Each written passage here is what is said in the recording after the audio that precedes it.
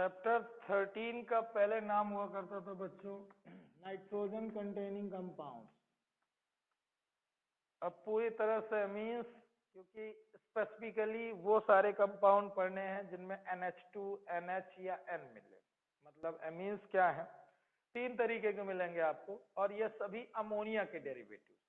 मतलब अगर आपको अमोनिया मॉलिक्यूल याद हो जिसमें लोन पेयर हुआ करता था, अब एक एक करके हाइड्रोजन का सब्स्टिट्यूशन करते जाइए अल्काइल ग्रुप से। ठीक है, तो अगर एक हाइड्रोजन हटा के मैंने एक अल्काइल ग्रुप जोड़ा, ये कहलाया प्राइमरी एमीन। क्लासिफिकेशन और बताऊंगा और नॉमेनक्लेचर फिर से एक बार रिवाइज होगा क्योंकि चैप्टर फिर से आपको पूरा बने, नॉमेनक्लेचर का ना कहीं अटके नहीं आप, तो फिर आऊंगा मैं नॉमेनक्लेचर में।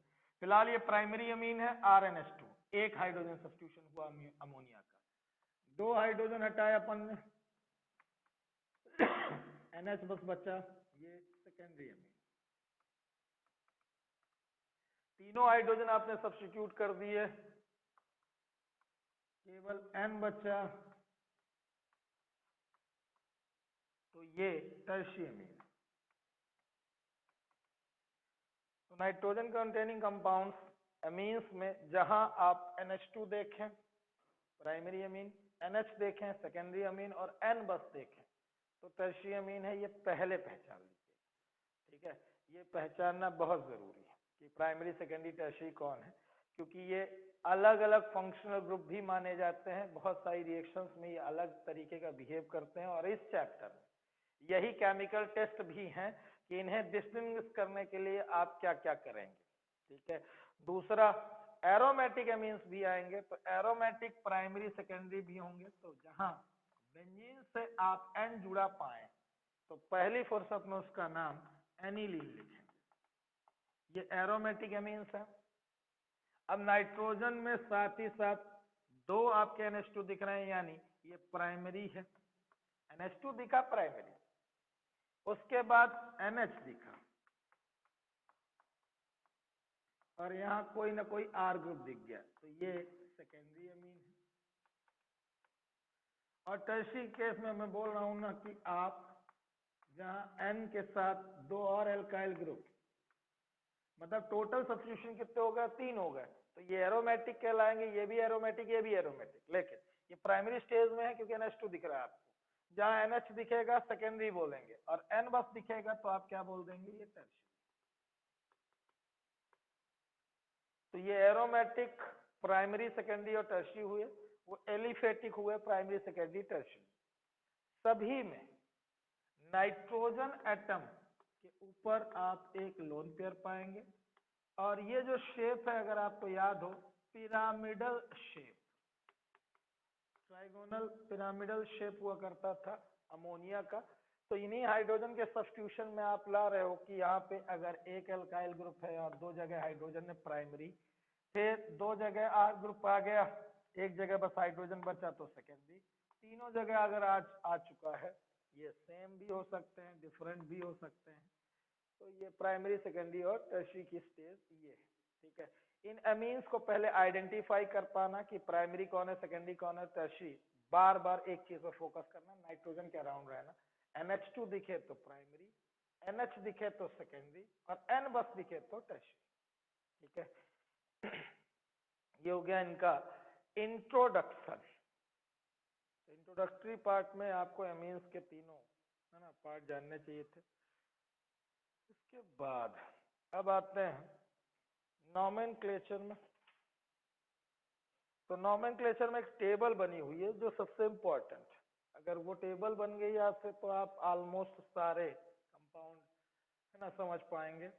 एक चीज और है बच्चों कि इसमें जितने भी आपको कॉमन नेम दिख रहे हैं वो फिर एक बार आपको समझने हैं, याद करने हैं। और अगर आपको याद हो कि मैं इसके पहले कहाँ पे बोला था, जब आप कार्बोक्सिलिक एसिड पढ़ रहे थे, तो कार्बोक्सिलिक एसिड और ये अमीन्स में कॉमन नेम भी यूज होंगे और IUPAC भी। तो IUPAC तो लिखने के लिए आएंगे और कई बार उन्हीं के नाम से रिएक्शन भी बनाने के लिए दी जाएगी। तो दोनों तरीके के नाम आपको आने चाहिए। तो कॉमन का लॉजिक ये है कि आप NH2 ग्रुप पा रहे हैं तो ये अमीन तो है ही है। एल्काइल ग्रुप का आप नाम लिख देंगे, ठीक है। तो जैसे यहाँ पे मिथाइल है तो मिथाइल अमीन, इथाइल अमीन, प्रोपाइल अमीन। अब प्रोपाइल कैसे हो सकता है, सीधा भी हो सकता है, ब्रांच भी हो सकता है। तो n propyl amine, isopropyl amine, यानी ये ब्रांच हो जाएगा।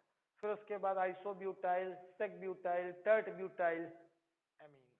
मतलब ये सारी ब्रांचेस को आप जानते हैं कि ये ग्रुप्स कौन कौन से हैं, isopropyl, isobutyl, sec butyl, tert butyl, ठीक है, नियोपेंटाइल। तो अगर नियो नहीं याद है कोई दिक्कत नहीं, बाकी अल्काइल ग्रुप याद रहे, ठीक है, जितने अभी आपसे नाम बोले मैंने। इसके अलावा जब सेकेंडरी आएगा तो दोनों तरफ के अल्काइल ग्रुप का नाम लिखिए।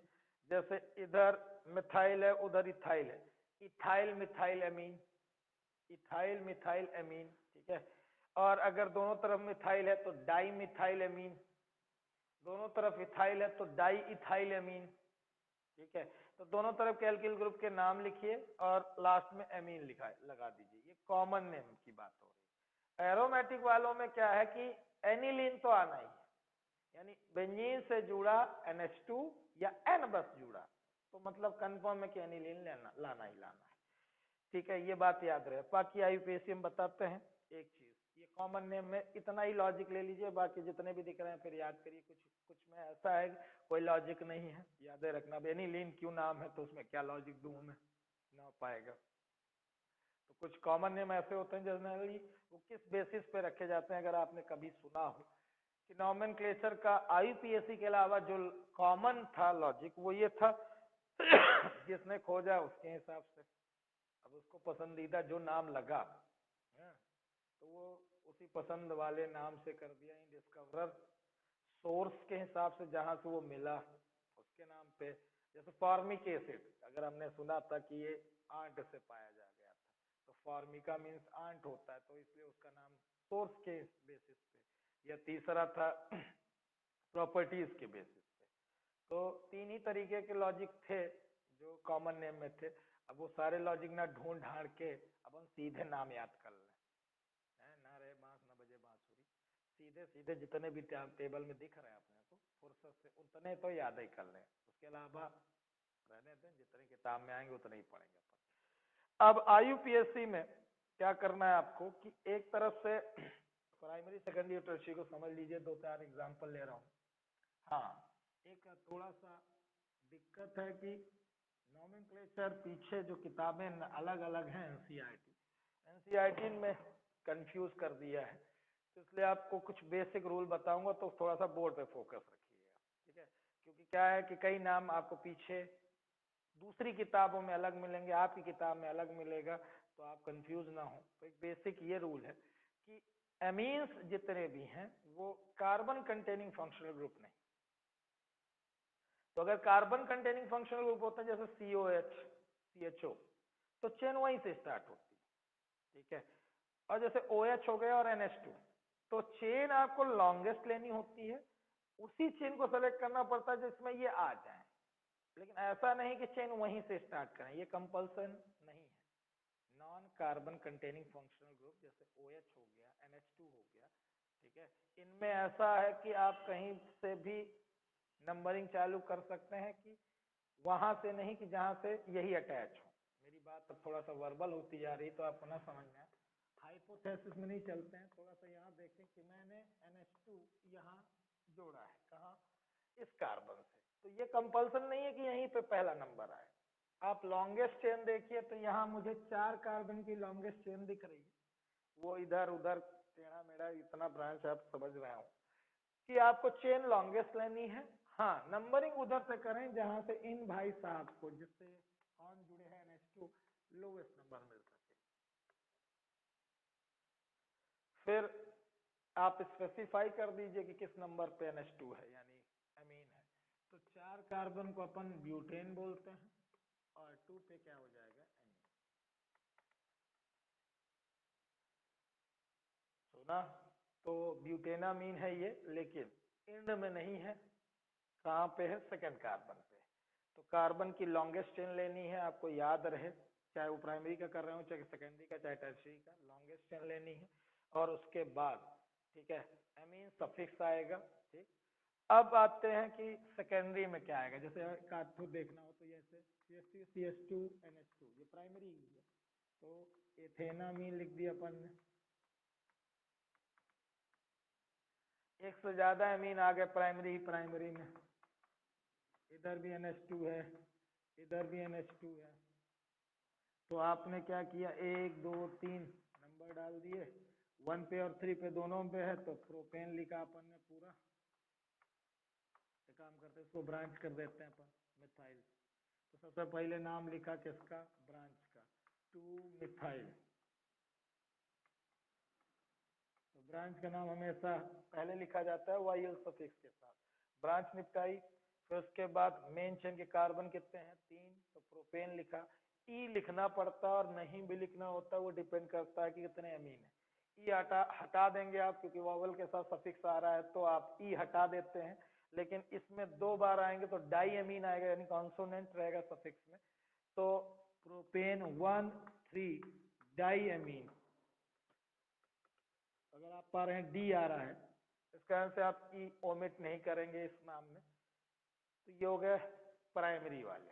ठीक है, सीधे सीधे चेन में रहेंगे, NH2 के साथ लिंक रहेंगे, तो वो चेन सेलेक्ट करनी है जो लॉन्गेस्ट कार्बन की चेन हो, तो पहले उसे सेलेक्ट करना है, और जिसमें NH2 अटैच हो ये भी देखना है, NH2 attached longest carbon chain. ठीक है, उसके बाद ब्रांचेस के नाम पहले, फिर मेन चेन के कार्बन के नंबर, उसमें एन इन आइन जो भी आए, डबल बॉन्ड होगा तो आप इन लगाएंगे, ट्रिपल बॉन्ड होगा तो आइन लगाएंगे।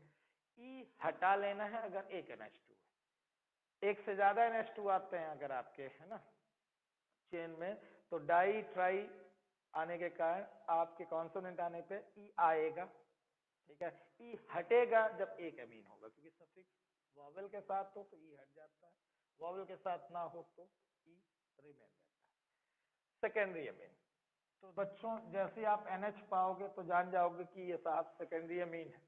तो सेकेंडरी अमीन में एक तरफ मिथाइल जुड़ा है, एक तरफ मान लीजिए, दूसरी तरफ भी चलिए मिथाइल ले लेते हैं, कॉमन नेम बताया डाई मिथाइल अमीन बोल देते हैं। IUPAC क्या कहता है कि किसी एक तरफ आप चेन मानिए और एक को ब्रांच मानिए।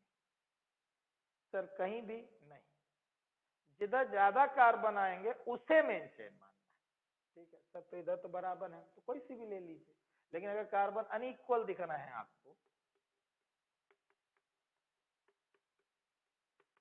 तो मैंडेटरी है आप उस तरफ चेन मानेंगे जिधर नंबर ऑफ कार्बन ज्यादा हो। ठीक है, तो यहाँ पे अगर मैं इधर देखूं तो 2 कार्बन है, तो एथेनामीन ये मेन कंपाउंड का नाम हो जाएगा, एथेनामीन।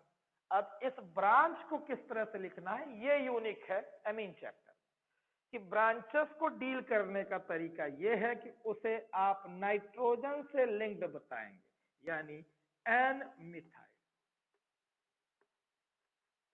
एन हमेशा कैपिटल आएगा और हाइफन लगेगा उस एल्काइल और एन के बीच में, तो एन मिथाइल लिखा जाएगा इस ब्रांच का नाम, और एथेनामीन इन बाकी बचे हुए 2 कार्बन के लिए। जैसे इसमें आप नाम लिखेंगे तो एन मिथाइल, फिर एक बार कि ब्रांच को आप एन से लिंक्ड बताएंगे, और एक कार्बन को क्या बोलते हैं, मेथेन, और उसमें सफिक्स लगा देंगे अमीन।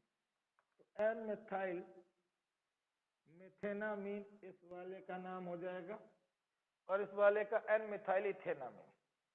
और लेते हैं एग्जांपल, NH या CH3 CH3 ऐसा है, फिर यहाँ पे CH2 CH3। आप पा रहे हैं कि इधर 2 कार्बन की चेन, और इधर अगर सही तरीके से नंबरिंग की जाए तो 1 2 3 कार्बन की चेन। यहाँ गलतियां होती हैं इसलिए ध्यान से देखिए, यहाँ 2 कार्बन की चेन नहीं, मैंने नहीं कहा कि उसी कार्बन से आप नंबरिंग चालू करिए जिससे नाइट्रोजन अटैच हो। आप लॉन्गेस्ट कार्बन की चेन लेंगे, चाहे इधर हो चाहे उधर हो। ठीक है, हाँ चेन वो होनी चाहिए जिसमें अमीन अटैच हो, ये नहीं कि हमारी अपनी अलग मेन चेन चलती रहे, इधर अमीन दूसरी तरफ कहीं जुड़ा है, ऐसा नहीं करिए। वही चेन सेलेक्ट करिएगा जिसमें अमीन अटैच हो।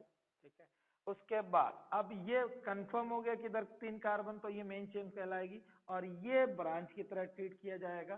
तो ब्रांच को लिखने का तरीका बताया गया कि एन से अटैच बताइए, एन इथाइल, हाइफन डैश जरूर दिखाई दे। उसके बाद इसका अगर आप नाम लिखेंगे तो प्रोपेन लिखने के बाद रुक जाएंगे क्योंकि सेकंड कार्बन से अमीन अटैच है, प्रोपेन टू एमीन लिखेंगे क्योंकि प्रोपेनामीन भी हो सकता था, यानी ये लीनियर कार्बन की 3 चेन हो सकती थी। तो स्पेसिफिकली आप डिफरेंशिएट कर रहे हैं कि ये साहब पहले कार्बन से अटैच नहीं है NH, ये कहाँ अटैच है, सेकंड कार्बन से। तो जैसे इसी में आप देखिए अंतर, तो जब इन दोनों कंपाउंड को आपको डिफरेंशिएट करना है तो नाम से ही हो जाए भाई, ये एन इथाइल प्रोपेनामीन है, यानी सीधा लीनियर, प्रोपेन 1 एमीन है, तो इन दोनों में अंतर समझ में आना चाहिए। तो इसका जैसा नाम है एन इथाइल प्रोपेन 1 एमीन, हैं दोनों सेकेंडरी। बच्चों यही था पिछले साल का मेटामेरिज्म, जब आपके फंक्शनल ग्रुप के दोनों तरफ के अल्काइल ग्रुप डिफरेंट हो जाए।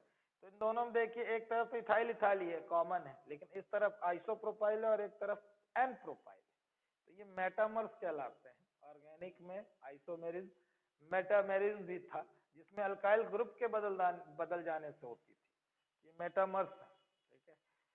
तो ये था कुछ नॉमेनक्लेचर। अभी टर्शरी बचा हुआ है, जगह मुझे दिख रही है, 2 जगह। तो टर्शरी अगर समझें, ये जगह इस्तेमाल करता हूँ मैं, टर्शरी मीन्स में सेकेंडरी जैसा ही लॉजिक है, थोड़ा सा ध्यान दीजिएगा। बस अंतर ये है कि आप फिर एक बार एक ही को मेन चेन मानेंगे, बाकियों को ब्रांच मान लेंगे। तो अगर सब तरफ एक जैसे कार्बन होते तो कोई भी मेन चेन हो जाती है, लेकिन अब दिखे किसी एक तरफ ज्यादा और एक तरफ दूसरी तीसरी तरफ कम दिखे, तो आप मेन चेन मजबूरी है कि आप लॉन्गेस्ट चेन वाले को ही लेंगे, और जो बचेंगी 2 तरफ नाइट्रोजन की वैलेंसी वो ब्रांच की तरह ट्रीट की जाएंगी। तो यहाँ पे एन से जुड़ी हुई 2 ब्रांचेस दिख रही, मेथाइल मेथाइल, और एक तरफ मेन चेन हो गई 2 कार्बन की, एथेन एमीन। तो अगर इसका नाम लिखूंगा तो एन कॉमा एन डाइमिथाइल,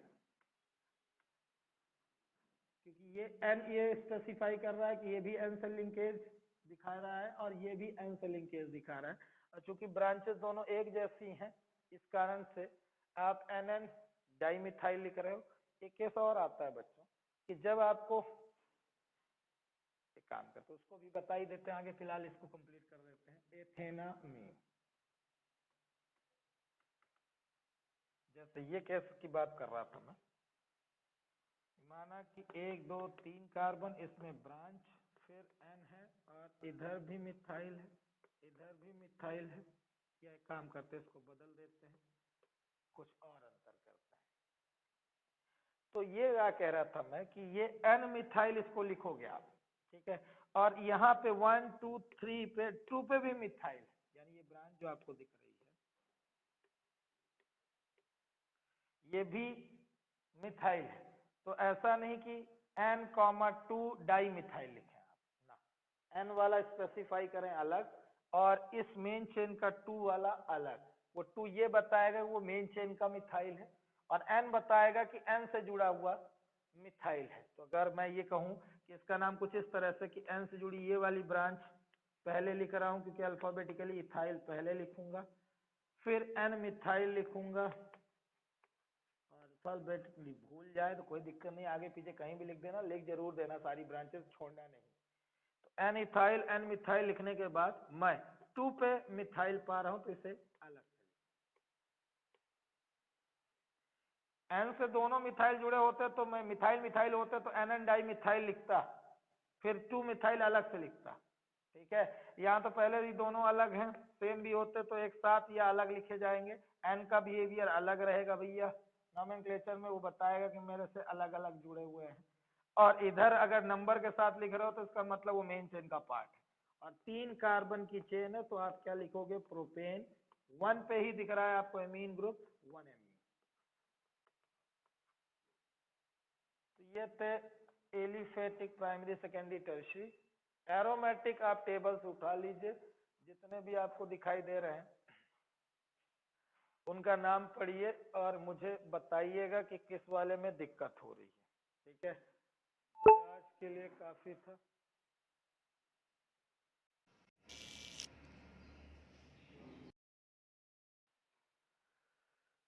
हाँ, तो टेबल में से कोई नाम जो आपको ना समझ में आ रहा हो।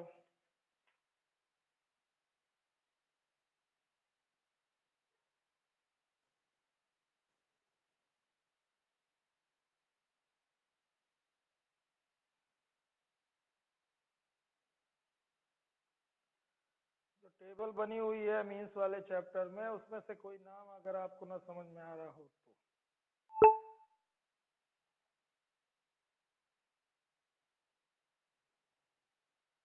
है?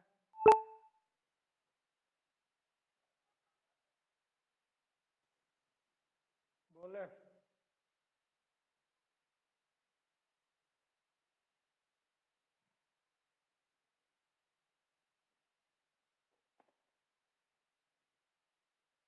चैप्टर की शुरुआत में जितने भी नॉमेनक्लेचर हैं इनमें से कहीं दिक्कत हो रही हो तो बता दें, नहीं तो आगे चले हम।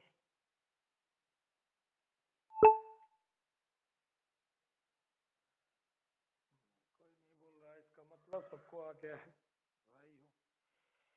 Syntax question 13.1, classify following amines as primary, secondary and tertiary.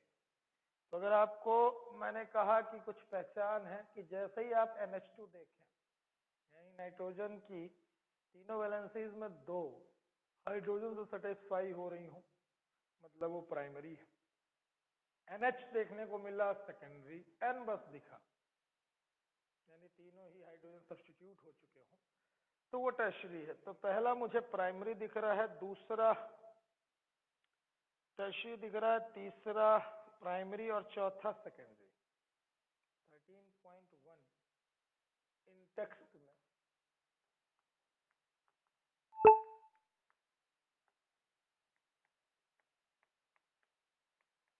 First primary है, सेकंड जो दिख रहा है वो टर्शियरी दिख रहा है, थर्ड में भी NH2 दिखने के कारण वो प्राइमरी है, और फोर्थ जो दिख रहा है वो सेकेंडरी।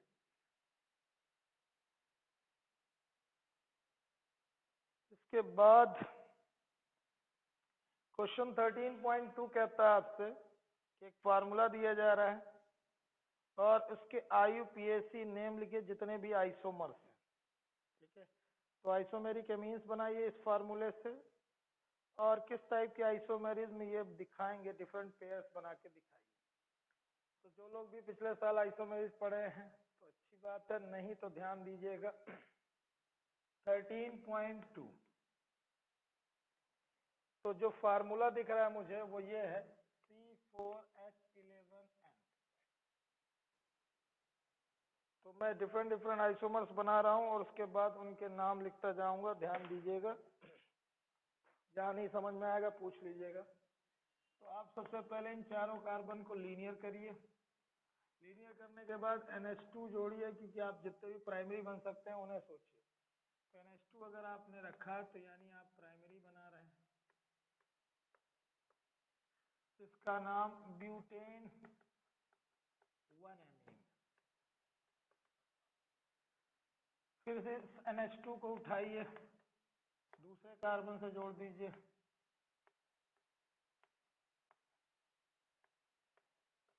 ये भी NH2 ही लिखा है आपने, तो ये प्राइमरी ही है। ये हो गया ब्यूटेन 2 एमीन। फर्दर आप ब्रांच कर लें, यानी 3 कार्बन लीनियर रखें, एक ब्रांच में रखें, इंड में जोड़ें NH2, बैलेंस करें हाइड्रोजन से। तो ये आपको दिखाई दे रहा है, यहाँ से नंबरिंग होगी 2 पे मिथाइल, ब्रांच का नाम पहले लिखा जा रहा है। मेन चेन 3 कार्बन की ही बची, प्रोपेन, और 1 पे ही एमीन। प्रोपेन का ई ओमिट करने के पीछे सफिक्स का वोवेल है। उसके बाद आप 3 ही कार्बन रख रहे हैं और ब्रांच्ड कर रहे हैं उसे, फर्दर NH2 को सेकेंड कार्बन पे रख रहे हैं। आप कहीं भी फार्मूले देखेंगे कोई चेंज नहीं आएगा, C4H11N ही रहेगा। बस आपको ये देखना कि हर बार IUPAC बदलना चाहिए। NH2 ही दिख रहा है, यानी सभी प्राइमरी एमीन सभी बनाए जा रहे हैं आपके सामने, ये सारे प्राइमरी एमीन। तो इसका नाम हो जाएगा 2-मिथाइल प्रोपेन 2-एमीन।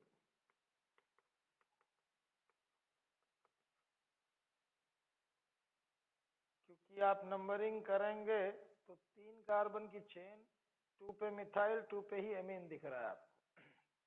सेकेंडरी बनाने की कोशिश में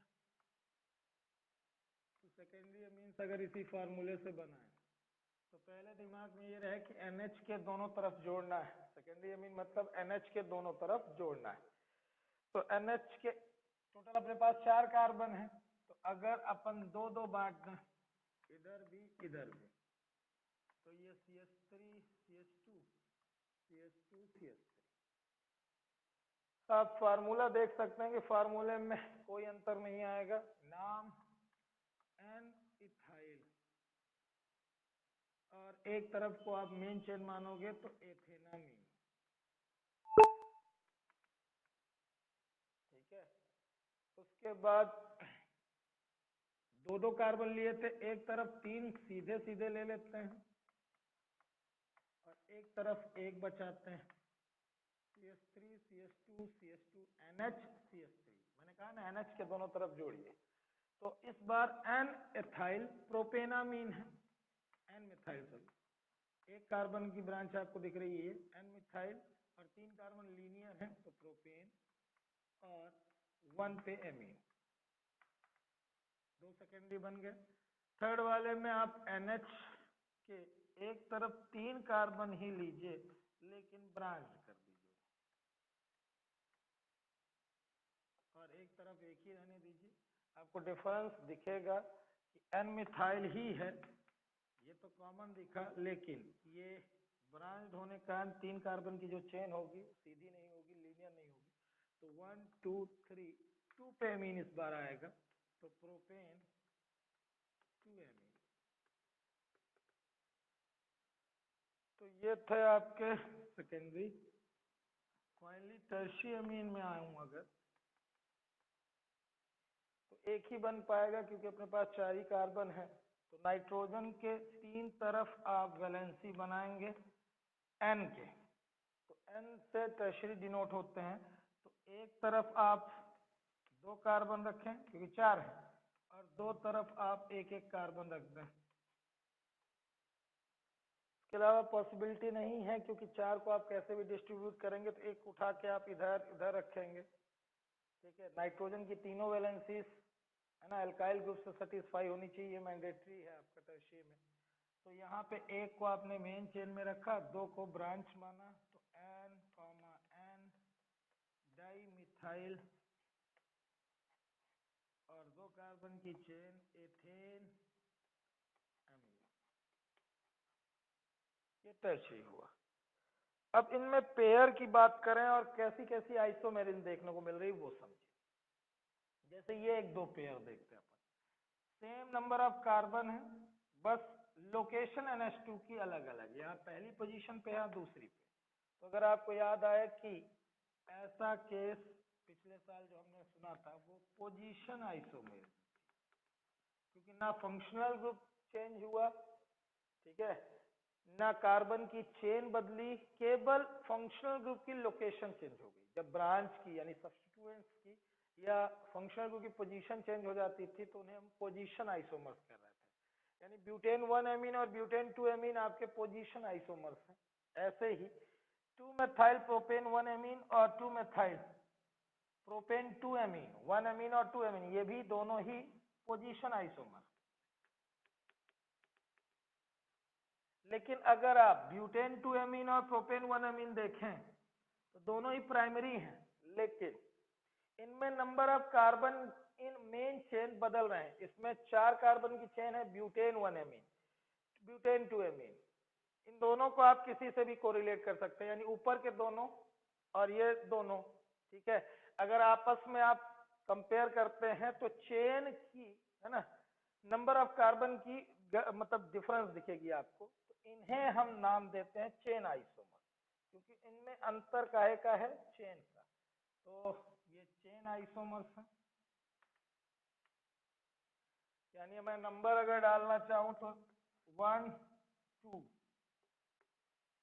3 4, तो ये जो 4 पेयर दिख रहे हैं, मतलब टोटल 4 जो दिख रहे हैं प्राइमरी में, तो इसमें से पहला और तीसरा, पहला चौथा, या दूसरा तीसरा और दूसरा चौथा, ये आपको जो दिख रहे हैं पेयर, ये सभी चेन आइसोमर्स। आराम से देख लीजिएगा, ये सभी आपको चेन आइसोमर्स मिलेंगे, क्योंकि number of carbon in main chain वो डिफरेंट डिफरेंट मिलेंगे। अच्छा बच्चों, एक और चीज मैंने कल बात कही थी कि प्राइमरी सेकेंडरी टर्शियरी खुद खुद एक दूसरे के फंक्शनल ग्रुप आइसोमर्स होते हैं। तीनों डिफरेंट तरीके की रिएक्शन शो करते हैं, और आपको बताया था कि केमिकल टेस्ट भी पढ़ना है इस चैप्टर में। तो प्राइमरी सेकेंडरी टर्शियरी खुद क्या है, तो किसी भी प्राइमरी को आप उठा लें एक, फिर किसी सेकेंडरी को उठा लें, किसी टर्शियरी को उठा लें, तो एक ही तो है टर्शियरी। तो प्राइमरी सेकेंडरी और टर्शियरी ये क्या कहलाते हैं, अगर आपको याद रहे, primary secondary and tertiary amines are functional group isomers।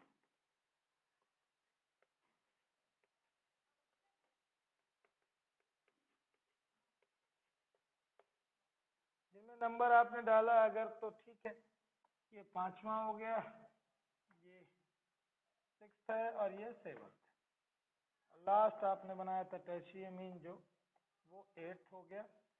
तो आप किसी भी रैंडम प्राइमरी को ले लें, 1 2 3 4 में से किसी में से, इन तीनों में से आप एक ले लें, और लास्ट वाला 8th, ये सभी एक दूसरे के क्या कहलाएंगे, फंक्शनल ग्रुप आइसोमेर। तो 3 तरीके के आइसोमेर आपने सुनी इसमें अभी तक। एक हो गई पोजीशन, जिसमें फंक्शनल ग्रुप अपनी पोजीशन चेंज कर रहा है, तो 2 जगह आपको पोजीशन आइसोमेरिज्म देखने को मिले। फिर चेन आइसोमेरिज्म, मतलब जहां पे नंबर ऑफ कार्बन चेन में ज्यादा कम होते हुए दिखे, फार्मूले में चेंज नहीं आया, ये बात याद रखें। फिर प्राइमरी सेकेंडरी टर्शियरी में से रैंडम आपने कोई सा भी सेलेक्ट किया, सभी एक दूसरे के क्या कहलाएंगे, फंक्शनल ग्रुप आइसोमेर। फाइनली चौथी आइसोमेरिज्म भी आपको दिखेगी, वो ये है मेटामेरिज्म। मतलब इस NH के दोनों तरफ के अल्काइल ग्रुप देखिए और इसके देखिए, तो आपको दिखेगा कि इधर मिथाइल है, इधर प्रोपाइल है, इसमें दोनों तरफ इथाइल इथाइल है। तो जब फंक्शनल ग्रुप के अराउंड एल्किल ग्रुप चेंज हो जाते हैं तो उन्हें मेटामर्स कहते हैं। तो ये मेटामेरिज्म आपको ये तीनों दिखा रहे हैं।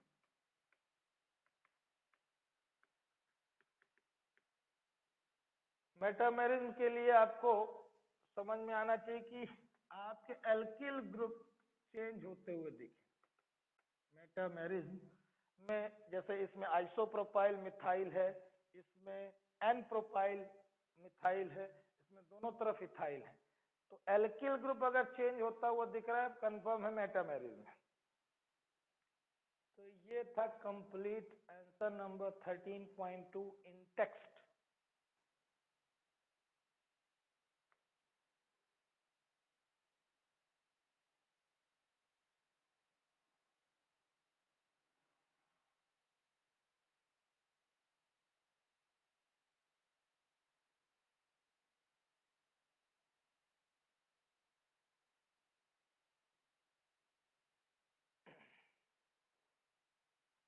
बधाई हो, आप सभी का एग्जाम थोड़ा डिलेड हो गया है।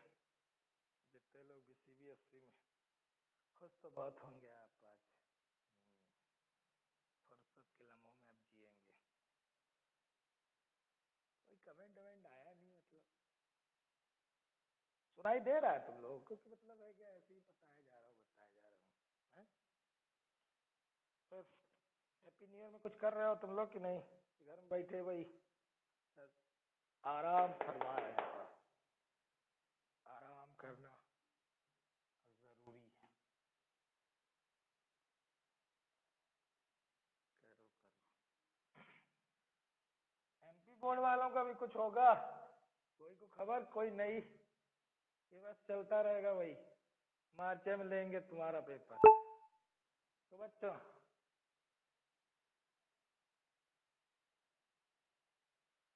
शिवानी तुम्हारा कुछ होगा?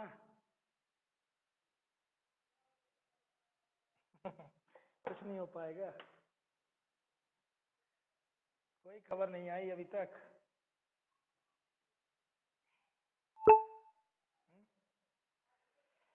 चलो तो झेलो और क्या, चलते रहो। माइक बंद कर। अब अगला टॉपिक जो आपको दिख रहा है प्रिपरेशन ऑफ एमीन्स। तो ये सारे फिर अब मैं कह रहा हूँ कि जितनी भी रिएक्शन आएंगी, एक तो रिएक्शन कम है, पहली बात तो अच्छी है। दूसरा कन्वर्जन में बार बार मतलब ये कुछ यही रिएक्शंस बार बार रिपीट होंगे। तो मैं कन्वर्जन पॉइंट ऑफ व्यू से पहले बता दूं आपको, जितने भी कन्वर्जन यहाँ पे होंगे वो बेंजीन से स्टार्ट होते हुए दिखेंगे एरोमेटिक। तो बेंजीन में NO2 ग्रुप लाना बड़ा आसान था, नाइट्रेशन करना। नाइट्रेशन करने से NO2 ग्रुप आ जाता है। फिर NO2 का रिडक्शन करेंगे, जैसे पहली रिएक्शन आप देखिए तो दो रिएक्शंस आपको दिख रही हैं जो, तो रिएजेंट आपका H2PD एथेनॉल, और दूसरे वाली रिएक्शन में आप देखिए तो वहां पे दिख रहा है SnHCl या FeHCl। तो इनकी मदद से आप नाइट्रोबेंजीन को एनिलीन में कन्वर्ट कर सकते हैं। नाइट्रोबेंजीन को एनिलीन में कन्वर्ट किया जा सकता है सिंपली रिडक्शन करके। तो रिडक्शन दिख रहा होगा ऊपर, टॉपिक भी है रिडक्शन ऑफ नाइट्रो कंपाउंड। तो एरोमेटिक कन्वर्जन्स में ये रिएक्शंस बड़ी इंपॉर्टेंट है, कोई नाम से नहीं है, दिमाग में बैठा लीजिएगा कि जैसे ही बेंजीन मुझे इंट्रोड्यूस करने के लिए बोले एमीन ग्रुप, तो पहले मैं नाइट्रो ग्रुप लाऊंगा, फिर नाइट्रो का रिडक्शन कर दूंगा तो ऑक्सीजन का रिमूवल हो जाएगा, हाइड्रोजन का एडिशन। ठीक है, तो ये रिएक्शन आपके एरोमेटिक एमीन्स बनाने के लिए।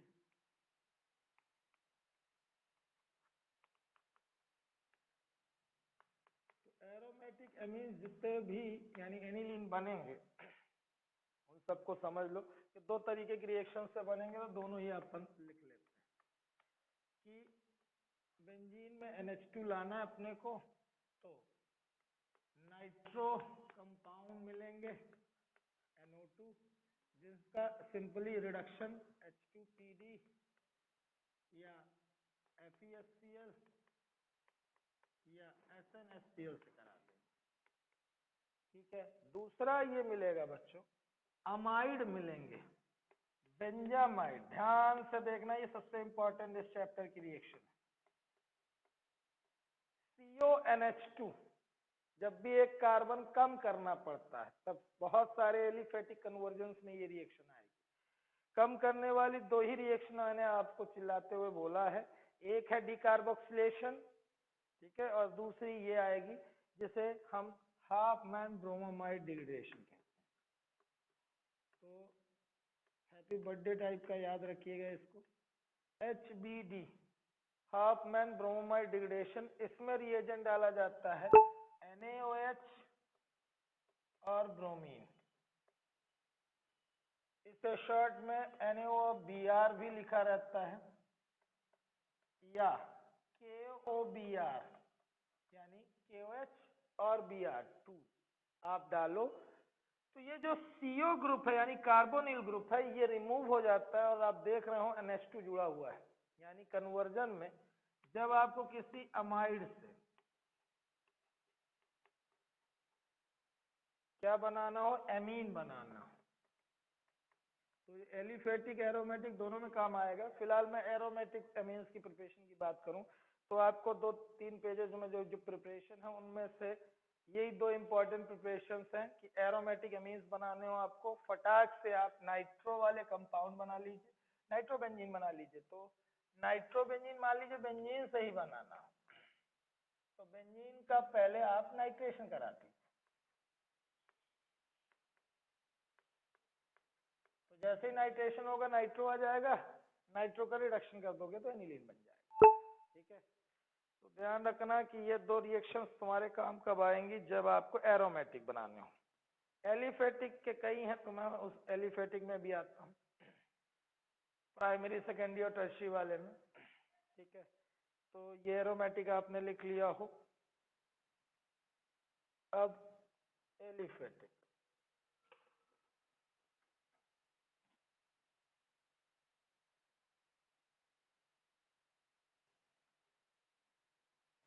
इकट्ठा प्रिपरेशन पहले समझ लें, फिर उसके बाद प्राइमरी सेकेंडरी टर्शियरी की बात करते हैं।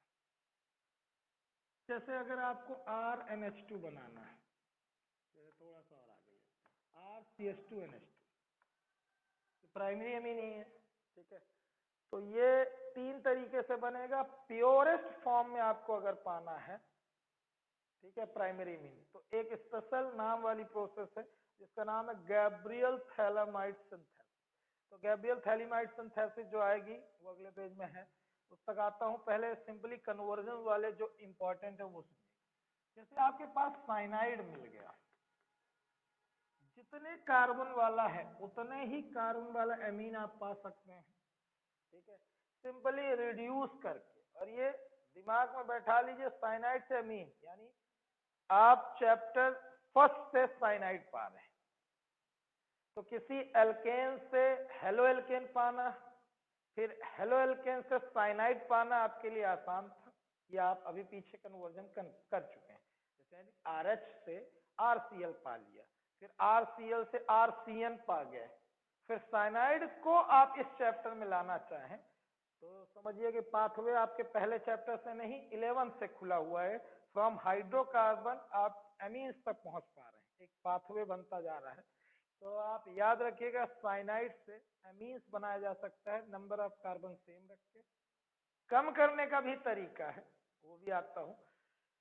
तो जब आपको कार्बन कम करने होंगे तो क्या करेंगे, और कार्बन उतने ही रखने होंगे साइनाइड के, तो क्या करेंगे, तो पहले साइनाइड वाली जो रिएक्शन है उसमें आप दो तरीके के रिएजेंट याद रखेंगे, सोडियम अमलगम एथेनॉल।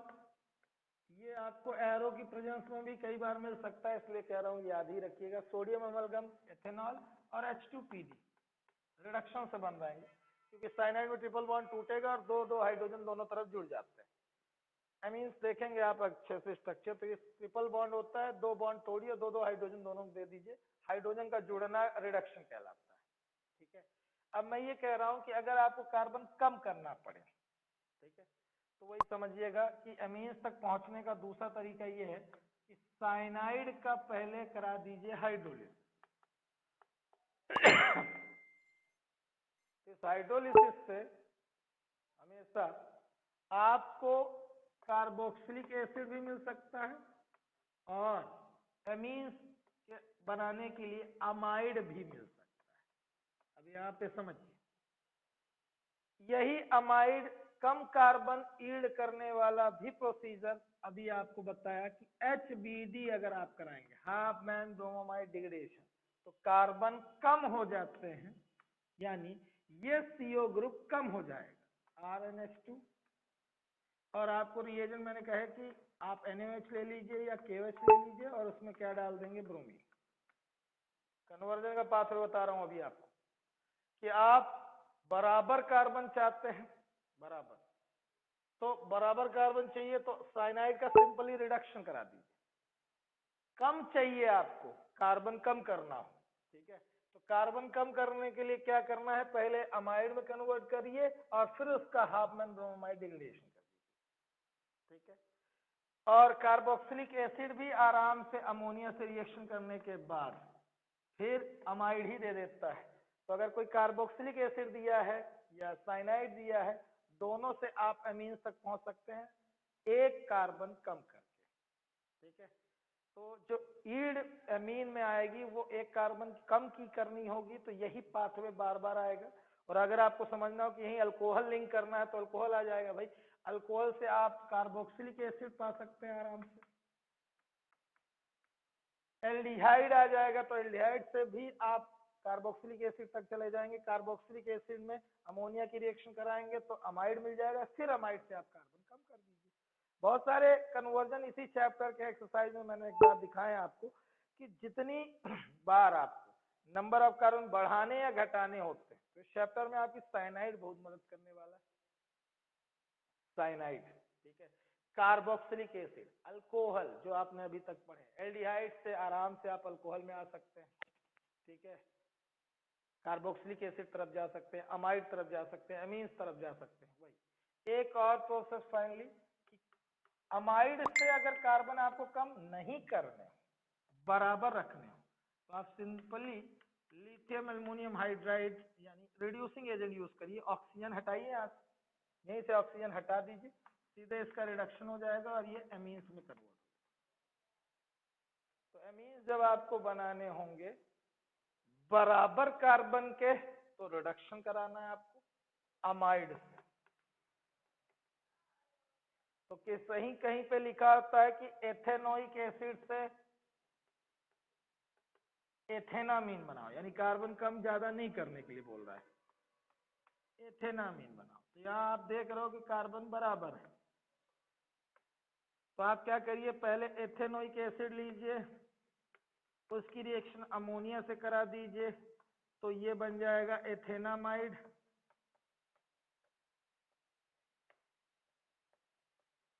और जैसे ही अमाइड बना तो आपके लिए पाथवे दो खुल चुके हैं।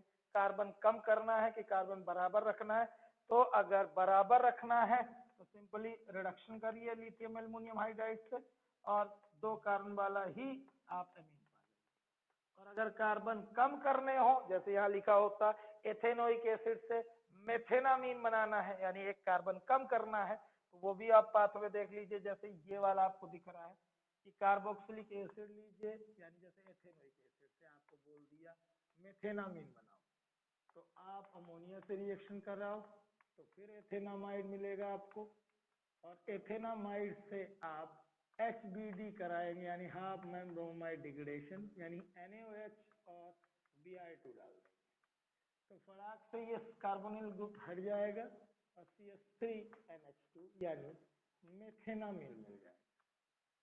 तो जब कार्बन आपको कम करने हो तो आपको HBD मदद करेगी, और कार्बन बराबर रखने हो तो आपको रिडक्शन मदद करेगा। तो ये एलिफेटिक एमीन्स बनाने की कुछ प्रोसेसेस थी।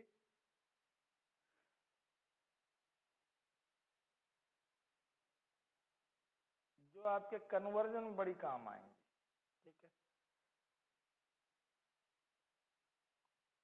अब दो सेपरेट नाम वाली प्रोसेस हैं बच्चों, एक अमोनोलाइसिस और एक गैब्रियल थैलिमाइड सिंथेसिस। नाम से पूछी जाएंगी,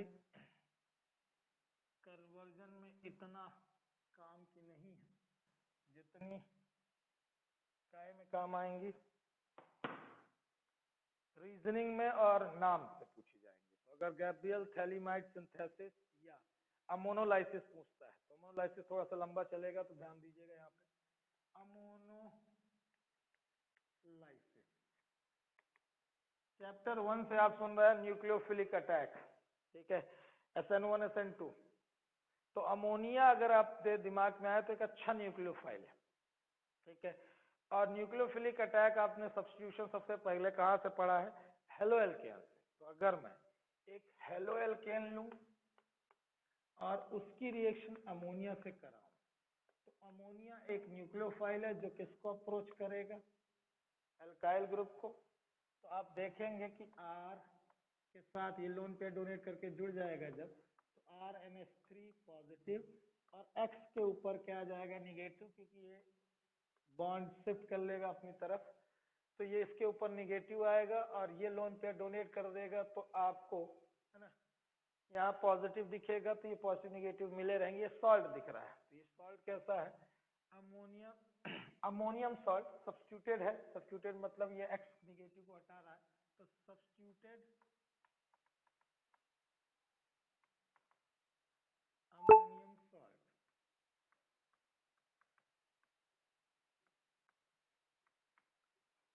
अब यहाँ से अभी ना कोई प्राइमरी सेकेंडरी टर्शियरी बनता हुआ दिख रहा था, यहाँ तक तो अभी केवल सब्स्टिट्यूशन हुआ।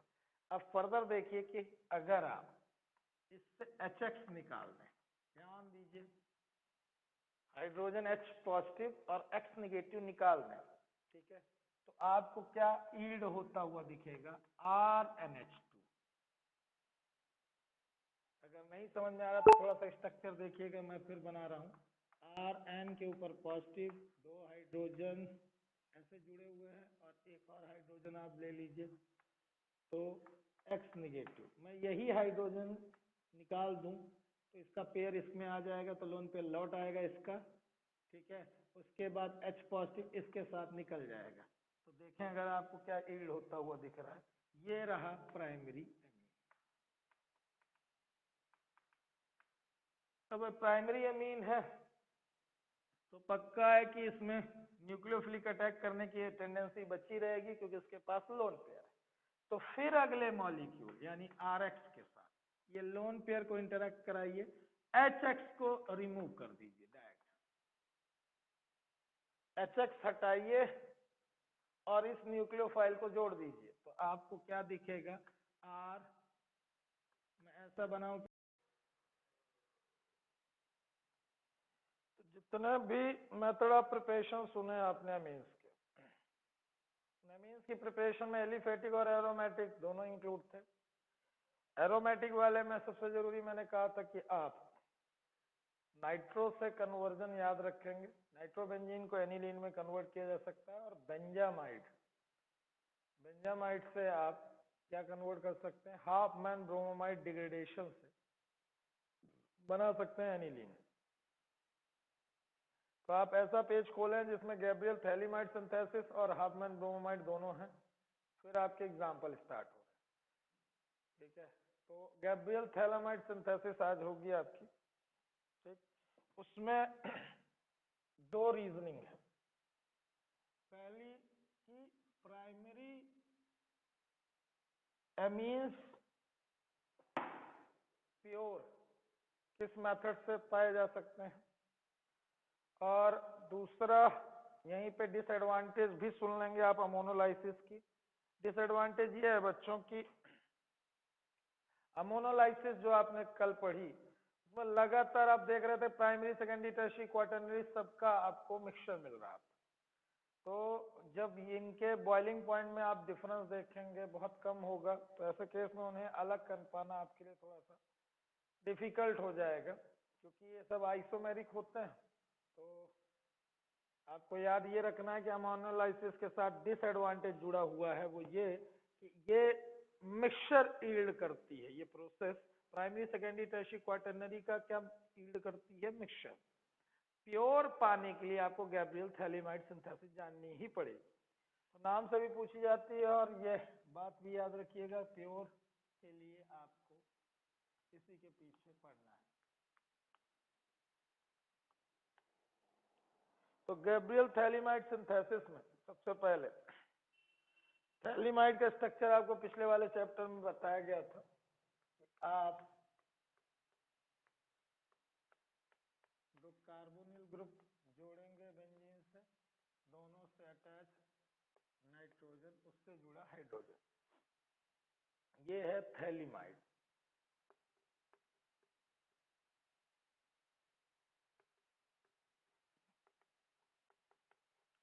इसकी रिएक्शन आप बेस यानी KOH से कराएंगे।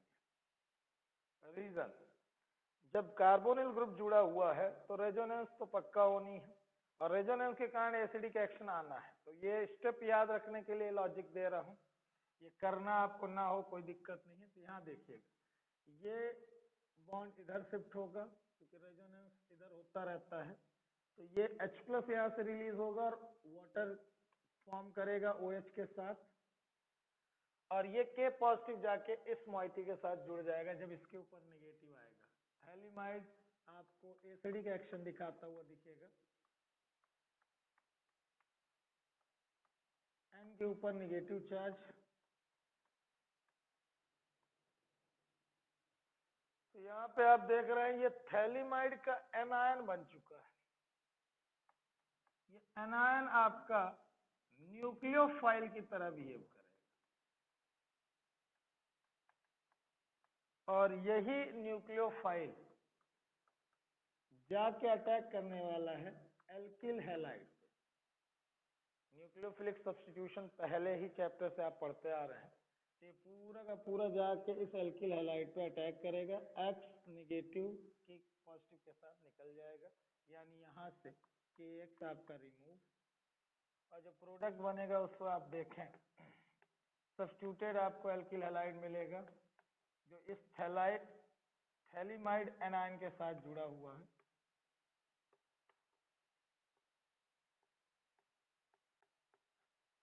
बच्चों यहीं पे रीजनिंग है। दूसरी रीजनिंग आप ध्यान से सुनिएगा पहले। दूसरी रीजनिंग ये है कि थैलिमाइड सिंथेसिस जो है गैब्रियल थैलिमाइड सिंथेसिस से एरोमेटिक एमीन्स क्यों नहीं बनते। तो उस पूरे पैराग्राफ को जब आप पढ़ेंगे तो उसमें आपको रीजनिंग मिलेगी। Aromatic primary amines can not be prepared by Gabriel phthalimide synthesis. तो रीजनिंग में आएगा वो ये जो आपको न्यूक्लियोफाइल जनरेट होता हुआ दिख रहा है, ये जब एल्किल हैलाइड पे अटैक करता है तब आगे की प्रोसेस होती है, लेकिन हेलोएरीन्स पे यानी एराइल हैलाइड पे इसका अटैक ना हो पाएगा। क्योंकि अगर आपको वो 4 रीजन पता हो कि न्यूक्लियोफिलिक सब्स्टिट्यूशन क्यों डिफिकल्ट हुआ करता था एराइल हैलाइड का, चैप्टर 1 से सुनते आ रहे हैं, अगर आपको भूल गया हो तो याद दिला दूं। ड्यू टू रेजोनेंस हेलोएरीन्स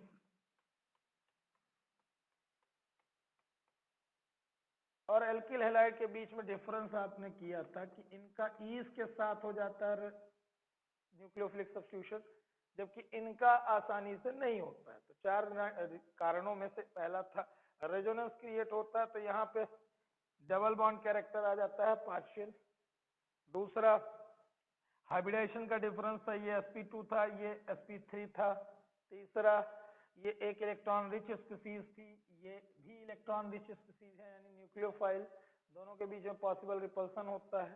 फिर क्लोरीन के जाने से अगर फिनाइल केटायन बने वाइली अनस्टेबल होता है, वो बनता ही नहीं है। तो ऐसे सब कारणों से न्यूक्लियोफिलिक सब्स्टिट्यूशन एराइल हैलाइड का बेहद डिफिकल्ट। तो aryl halides do not undergo nucleophilic substitution easily, और यही कारण है कि इतना बड़ा बल्कियर न्यूक्लियोफाइल किस पे अप्रोच नहीं दिखा पाएगा। एराइल हैलाइड यहाँ लेंगे तो आगे की रिएक्शन नहीं हो पाएगी, एल्किल हैलाइड लेंगे तो बनेगी। ठीक है, अब इसके आगे जैसे ही आप ये पाएंगे NOH डाल के आप हाइड्रोलाइज कर दीजिए, आपको प्राइमरी एमीन मिलेंगे। कैसे, आप यहाँ से क्लीव करिए इस बॉन्ड को, ध्यान से देखिए डैश लाइन, तो यहाँ से बॉन्ड तोड़ेंगे आप, ये 2 मोइटी ले लीजिए और H और H 2 H दे दीजिए इसको। तो ध्यान से देखिए जो मैं बनाना चाह रहा था वो ये था RNH2, ये है प्राइमरी प्योर एमीन। क्योंकि जो दूसरी मोइटी बनेगी वो इजीली अलग हो सकती है, क्योंकि दोनों के बीच में लंबा डिफरेंस होगा, केमिकल और फिजिकल दोनों ही। तो अगर यहाँ से आप देखें तो ONA बचा हुआ है, तो यहाँ जाके देखिए COONA COONA, तो ये जो मोइटी बनी है, ठीक है, इसे आप सोडियम सॉल्ट लिख देंगे, क्योंकि इनऑर्गेनिक मोइटीज हैं तो उसमें आपको बहुत दिक्कत नहीं आनी चाहिए। सोडियम सॉल्ट लिख के आप काम तमाम रखिए। इसका मेन फोकस एमीन में करिएगा। RNH2 प्राइमरी एमीन थे। तो गैब्रियल थैलिमाइड सिंथेसिस की पहली जानकारी, इससे प्योर एमीन्स मिलते हैं, जैसा कि मोनोलाइसिस में नहीं मिले थे। मोनोलाइसिस से मिक्सचर मिलते हैं, मीन्स के प्राइमरी सेकेंडरी टर्शियरी क्वाटरनरी सबके मिक्सचर मिलते हैं। डिसएडवांटेज था उसका। इसका एडवांटेज ये है कि इससे आपको प्राइमरी एमीन्स प्योर स्टेट में मिलेंगे। दूसरा रीजनिंग है कि एराइल हैलाइड्स यहाँ पे न्यूक्लियोफिलिक सब्स्टिट्यूशन नहीं कर पाने के कारण यहाँ पे आपको एरोमेटिक प्राइमरी एमीन नहीं मिलेंगे। तो फॉर एरोमेटिक प्राइमरी एमीन ये प्रिफर्ड मेथड नहीं है।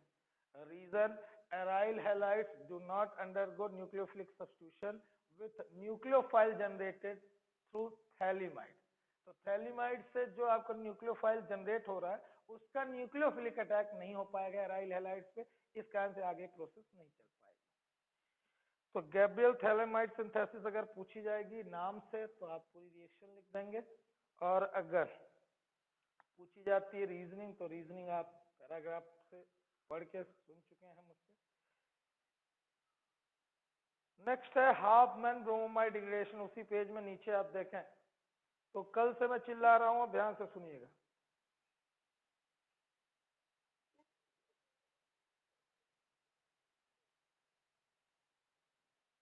सीधे आप हाइड्रोजन उठाइए यहाँ से और ONA हटा दीजिए, यहाँ से ONA लीजिए, यहाँ से मैं क्लीव कर देता हूँ उसको, लो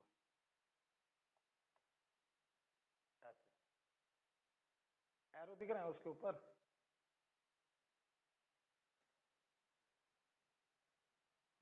और ये वाला डैश लाइन,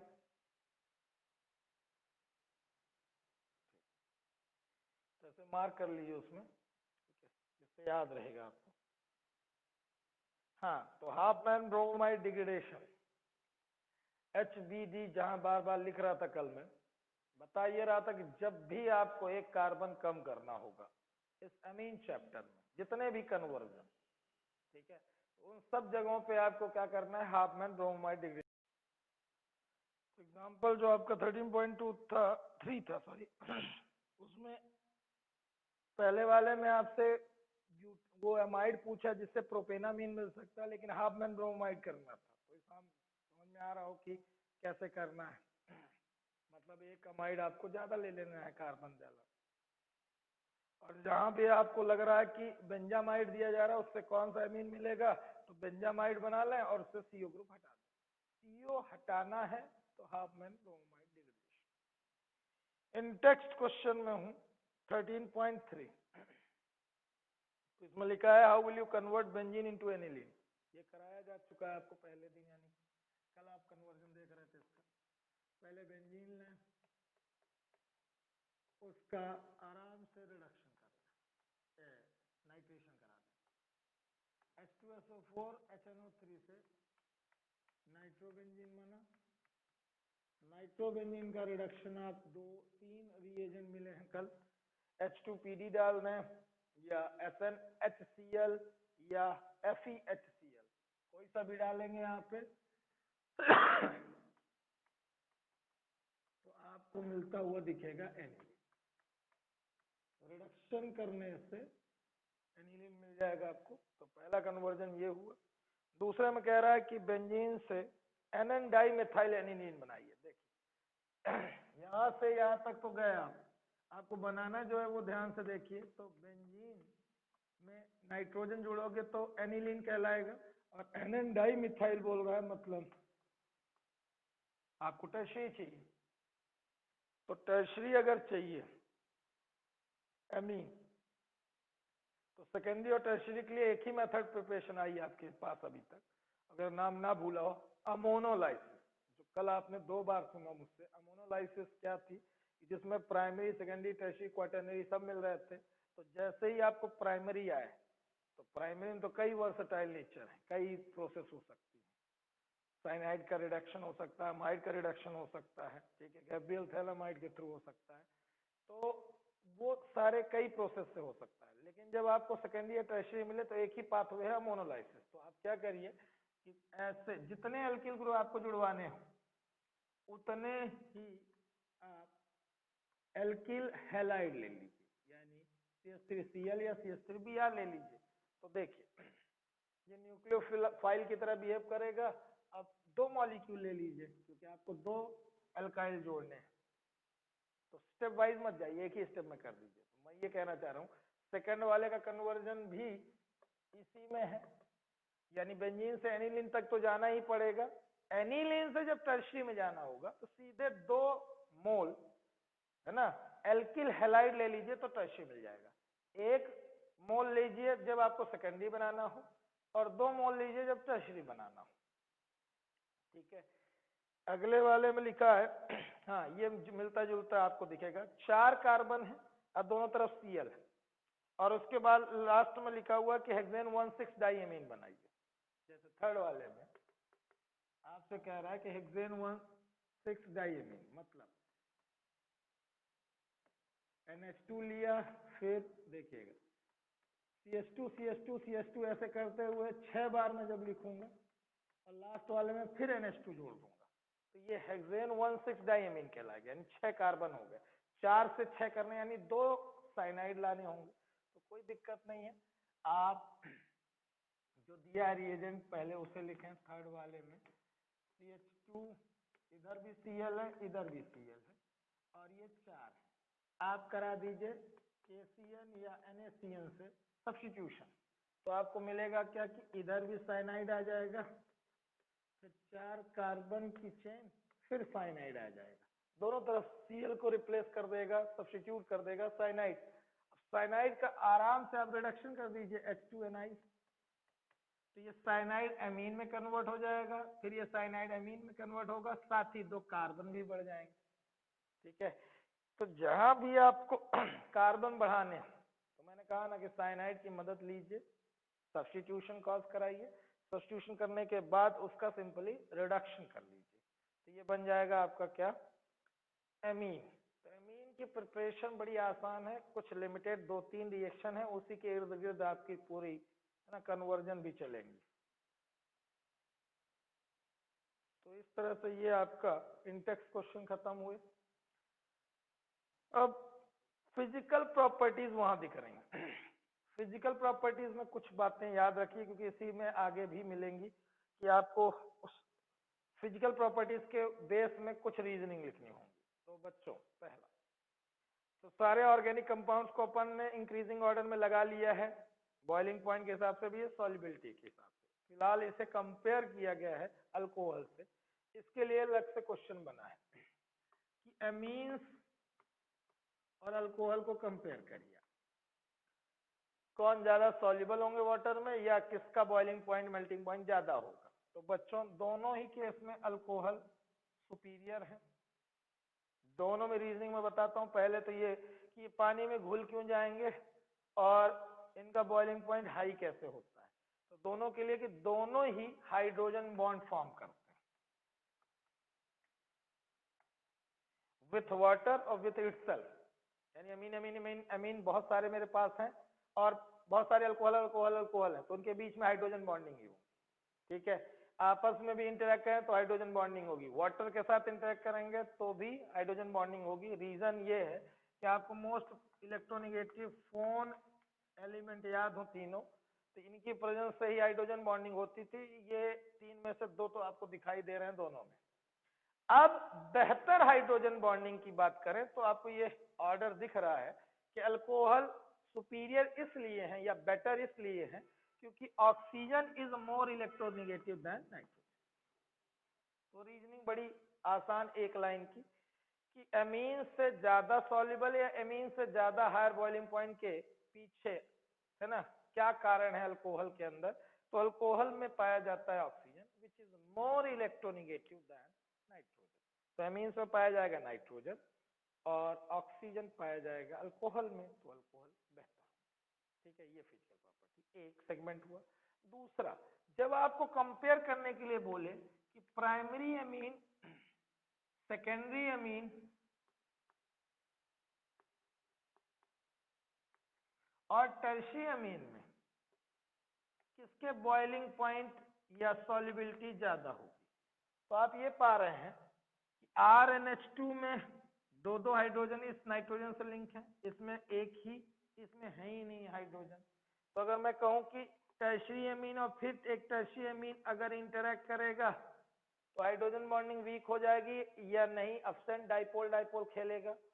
और इसमें कम से कम एक तो हाइड्रोजन है ही है, एक NH बॉन्ड, इसमें यही NH बॉन्ड 2 है, तो सबसे बेहतर हाइड्रोजन बॉन्डिंग कौन करेगा, primary amine, then secondary, then tertiary.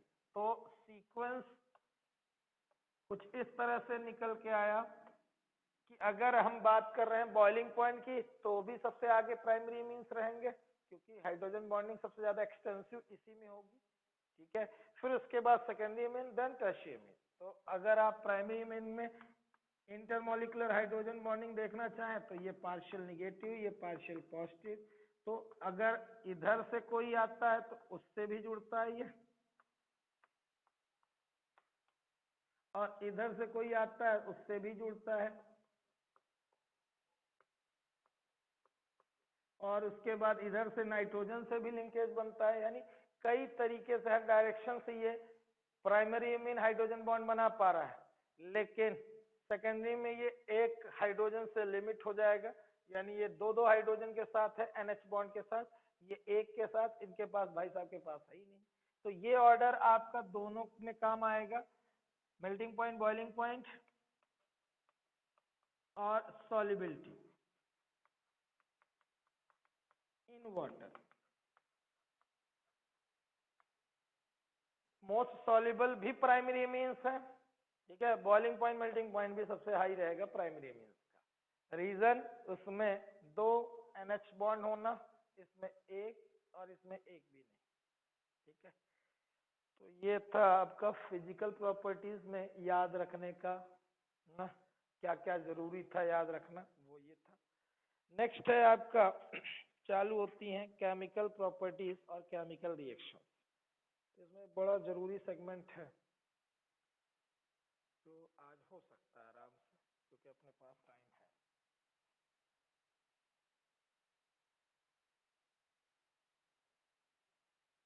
Basic character of amines. तो आप समरी आगे सुनिएगा, फिर किताब पढ़िएगा, फिर कल हम लोग ऑर्डर लगाएंगे, ठीक है। आज पहले समरी पूरे बेसिक कैरेक्टर। तो चैप्टर 2 अल्कोहल फिनॉल ईथर और एल्डिहाइड कीटोन कार्बोक्सिलिक एसिड में आपने दो जगह एसिडिक ऑर्डर और एसिडिक कैरेक्टर को समझा था, ठीक है, चाहे वो एलिफेटिक कंपाउंड्स रहे हो चाहे एरोमेटिक रहे। अब हम मीन्स में पहली बार बेसिक कैरेक्टर समझेंगे। तो बेसिक कैरेक्टर बिल्कुल उल्टा होता है एसिडिक कैरेक्टर के, ठीक है। तो पहली लाइन तो ये प्रूव करने की कि अमोनिया लुईस बेस है, ठीक है, या एमीन्स लुईस बेस है। तो सबका लॉजिक ये है बच्चों कि चाहे वो इनऑर्गेनिक केमिस्ट्री रही हो और चाहे ये ऑर्गेनिक जिसमें आपको एमीन्स मिल रहे हैं, सभी में बेसिक कैरेक्टर के लिए रिस्पॉन्सिबल है ये लोन पेयर, नाइट्रोजन के अपेक्स में जो दिख रहा है आपको, और इनका प्रोटॉन की तरफ ये लोन पेयर डोनेट करके इंटरेक्ट करना।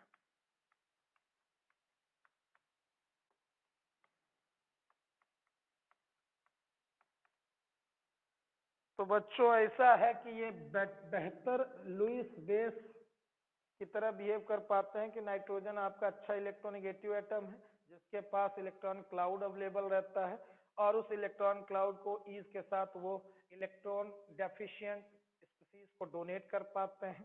तो H प्लस को रिसीव करना, H प्लस को एक्सेप्ट करना ब्रॉन्स्टेड बेस है, लोन पेयर डोनेट करके बेसिक कैरेक्टर शो करना लुईस बेस है। तो किसी भी तरह से आप समझें तो ये बेसिक कैरेक्टर शो कर रहे हैं। तो सारे एमीन्स बेसिक होते हैं, चाहे वो एलिफेटिक हो एरोमेटिक हो। कंपैरिजन हम करेंगे, पहले इतनी बात दिमाग में बैठ जाए कि अमोनिया के ही डेरिवेटिव्स हैं ये सब। तो अमोनिया के डेरिवेटिव्स हैं, इसका मतलब जब अमोनिया में बेसिक कैरेक्टर था तो डेरिवेटिव्स में भी बेसिक कैरेक्टर रहेगा, इसलिए क्योंकि लोन पेयर की प्रेजेंस हटी नहीं है। तो अगर मैं प्राइमरी सेकेंडरी टर्शियरी क्वार्टरनरी तक जाऊं तो क्वार्टरनरी में लोन पेयर नहीं बचा है तो साहब नहीं है बेस, लेकिन टर्शियरी में भी लोन पेयर, सेकेंडरी में भी लोन पेयर, प्राइमरी में भी और अमोनिया में भी सभी बेस, ठीक है। तो पहली बात तो ये बेसिक कैरेक्टर कैसे शो करते हैं, तो ये रिएक्शन है आपके सामने। और लैंग्वेज ये एज नाइट्रोजन इज, है ना, more electronegative atom, it contains a lone pair of electron, ठीक है। सेंट्रल एटम पे लोन पेयर होना मतलब वो लुईस बेस की तरह बिहेव कर सकता है। हाँ, इलेक्ट्रोनेगेटिविटी हाई होनी चाहिए उसकी, तभी वो लोन पेयर डोनेट करके डेटिव बॉन्ड बना पाता है इलेक्ट्रॉन डेफिशिएंट के साथ, ठीक है। बेसिक कैरेक्टर ये हुआ। अब कंपैरिजन करते हैं करके, तो हमें अमोनिया से कंपैरिजन करना हो पहले, तो सबसे पहले यही दिमाग में आ जाए क्वेश्चन कि यहाँ पे दो दिख रहा है मुझे, अमोनिया और एमीन्स। तो अमोनिया से बेहतर ये होंगे, रीजन उसका ये रहा इलेक्ट्रॉन डोनेटिंग। मैं ये कहूं कि अमोनिया में 3 हाइड्रोजन है, फिर ये लोन पेयर है। और आप पा रहे हो कि प्राइमरी, सेकेंडरी और टर्शियरी जो भी आप देखोगे उसमें अल्काइल ग्रुप की प्रेजेंस आ जाएगी, ठीक है, और लोन पेयर तो रहेगा ही रहेगा। तो ये अल्काइल ग्रुप्स आते हैं इलेक्ट्रॉन डोनेटिंग ग्रुप में, जो अपनी इलेक्ट्रॉन डेंसिटी नाइट्रोजन को देंगे। मतलब नाइट्रोजन यहाँ पे पूरी मेहनत अपने से कर रहा है, मतलब सारे इलेक्ट्रॉन क्लाउड अपने से खींच रहा है हाइड्रोजन से, और फिर इस क्लाउड को बढ़ाने के बाद डोनेट करता है। यहाँ सारी मेहनत इस गरीब की अकेले है नाइट्रोजन की, लेकिन यहाँ पे उसकी मदद करने के लिए कौन आ गए हैं? Alkyl group. तो electron donating group increases electron density, hence basic character increase।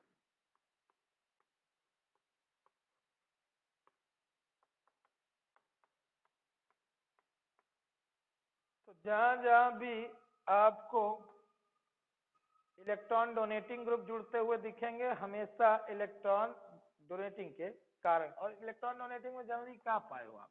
Are यानी अल्काइल, मिथाइल, एथाइल, प्रोपाइल। तो ये अल्काइल ग्रुप के प्रेजेंस में हमेशा बेसिक कैरेक्टर बढ़ेगा। इसी का रिवर्स पढ़े थे आप लोग एसिडिक कैरेक्टर में, वहां घटता था इनकी प्रेजेंस।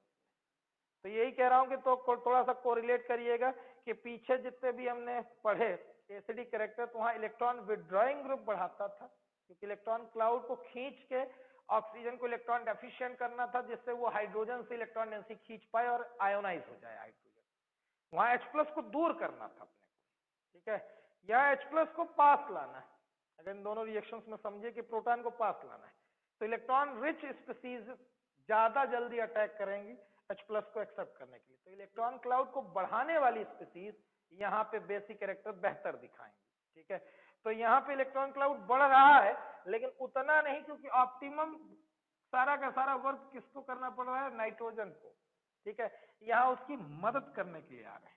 तो इलेक्ट्रॉन क्लाउड बढ़ने वाली इलेक्ट्रॉन रिच स्पीसीज जल्दी बेसिक कैरेक्टर दिखा पाएंगी। तो यहाँ पे अगर आपको इतनी बातों में समझ में आ गया हो, अमोनिया को अगर एमीन्स से कंपेयर करेंगे तो एमीन्स आर बेटर बेसिस, ठीक है, देन अमोनिया, ठीक है। स्ट्रक्चर बना दीजिए, इलेक्ट्रॉन डोनेटिंग ग्रुप का डिस्क्रिप्शन कर दीजिएगा। रिएक्शन दोनों सेम तरीके से करेंगे, लेकिन बेसिक कैरेक्टर ज्यादा किसमें होगा। तो ये आपका कंपैरिजन हो गया एल्केना मीन्स का अमोनिया से। एल्केना मीन्स मतलब एल्काइल एमीन्स का, क्योंकि एरोमेटिक अभी नहीं लिया, अब एरोमेटिक के साथ कंपेयर करता हूं। तो अगला, अगर अमोनिया को कंपेयर किया जाए एनिलीन से, ठीक है, ये एलिफेटिक था यानी एल्केना मीन्स था। तो अगर एक बात याद आए कि अभी रिसेंटली हमने कार्बोक्सिलिक एसिड के एसिडिक ऑर्डर को किया था, तो इलेक्ट्रॉन विड्रॉइंग ग्रुप में मुझे मिला था एक ग्रुप फिनाइल। तो एरोमेटिक एमीन्स में आपको पता है कि बेंजीन रिंग हो गई। अब ये बेंजीन रिंग पहले से हमें पता है कि इलेक्ट्रॉन विड्रॉइंग ग्रुप में आती है, यानी पीएच बोले तो बेंजीन, ये इलेक्ट्रॉन विड्रॉइंग ग्रुप में आती है, ठीक है। ये अब आप जान रहे हो कि इलेक्ट्रॉन विड्रॉइंग है, मतलब पहले ही दिमाग में आ गया कि डोनेटिंग ग्रुप बढ़ा रहे थे acidic basic character, electron donating group बढ़ा रहे थे बेसिक कैरेक्टर, तो ये तो घटाने वाला है, ठीक है।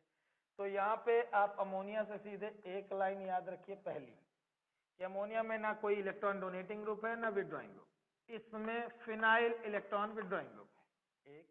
दूसरा, इसमें कोई रेजोनेंस नहीं, यानी लोन पेयर की अवेलेबिलिटी हमेशा बनी रहेगी, लेकिन ये भाई साहब 5 रेजोनेटिंग स्ट्रक्चर बनाएंगे जिसमें नाइट्रोजन के ऊपर पॉजिटिव चार्ज दिखेगा, और ये पांचों रेजोनेटिंग स्ट्रक्चर आपको अगले पेज में मिल जाएंगे, और भी अभी बातें करनी है। तो बात समझिएगा, due to resonance availability of lone pair on nitrogen घट जाती है। 5 स्ट्रक्चर में केवल 2 पे आपको दिखेगा लोन पेयर, बाकी 3 में गायब। जब लोन पेयर नहीं रहेगा तो डोनेट क्या करेगा? तो एनिलीन है ना, वीकर बेस होता है इससे, अमोनिया से, क्योंकि ये कोई रेजोनेंस नहीं करता। एक चीज, ये रेजोनेंस करके लोन पेयर की एलिबिलिटी घटा लेता है। दूसरा पीएच बोले तो फिनाइल, ये इलेक्ट्रॉन विथड्रॉइंग ग्रुप है, तो इलेक्ट्रॉन विथड्रॉइंग ग्रुप घटाते हैं बेसिक कैरेक्टर, ये बात दिमाग में। तो आज की क्लास में इतना काफी था, ठीक है, मिलते हैं कल।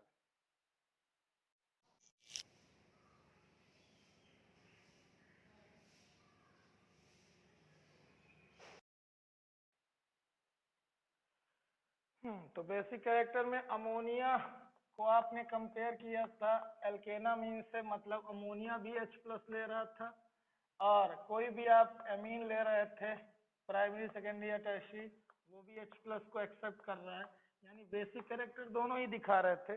जैसे अमोनिया H प्लस एक्सेप्ट करे तो अमोनियम आयन में कन्वर्ट होगा, और प्राइमरी एमीन अगर H प्लस एक्सेप्ट करे तो सब सब्स्टिट्यूटेड अमोनियम सॉल्ट में ही कन्वर्ट हो रहे हैं। तो H प्लस को एक्सेप्ट करना बेसिक कैरेक्टर, लोन पेयर को डोनेट करके, है ना, लोन पेयर डोनेट करना किसी इलेक्ट्रॉन डेफिशिएंट स्पीसीज को, ये भी बेसिक कैरेक्टर कहलाता है। तो amines are Lewis bases. Proof में आप कोई भी एक रिएक्शन बना सकते हैं, जैसे यही दिख रही है आपको। तो ये लोन पेयर डोनेट कर पाते हैं इलेक्ट्रॉन डेफिशिएंट को, इसका आंसर लुईस बेस है। H प्लस को एक्सेप्ट कर रहे हैं तो ब्रॉन्स्टेड बेस है। अल्टीमेटली बेसिक कैरेक्टर आपको कंपैरिजन करना आना चाहिए, ऑर्डर में लगाना आना चाहिए। तो स्टार्ट कर रहा हूं, जितने भी अल्केना मीन्स है उनको, तो अगर आप ध्यान दे दिएगा, तो अगर आपको पर्टिकुलर गैस फेज में पूछा जाए, ध्यान से देखिएगा, 2 पेजेस की समरी बता रहा हूं जिससे आपको कम समय देना पड़े और सीधे समरी को आप याद कर लेंगे तो आप कोई भी अरेंजमेंट लगा पाएंगे। ध्यान से सुनिएगा, आपके पास 3 तरीके के अमीन्स आए, प्राइमरी, सेकेंडरी और देन आया टर्शियरी। इन तीनों तरीके के अमीन्स में आपको एक चीज कॉमन मिलेगी कि नाइट्रोजन के अपेक्स पे लोन पेयर की प्रेजेंस। तो लोन पेयर की प्रेजेंस होना यानी ये सभी बेसिक नेचर के होंगे, लुईस बेस होंगे। लेकिन ऑर्डर कुछ इस तरह से चलेगा, जो आपको इंक्रीजिंग ऑर्डर दिख रहा है उसका साफ साफ एकमात्र कारण कि अगर आपको दिखाई दे रहा हो कि आर यानी जो आप पढ़ चुके हैं इलेक्ट्रॉन डोनेटिंग ग्रुप में आता है एल्काइल ग्रुप, जो कि थ्रू इंडक्टिव इफेक्ट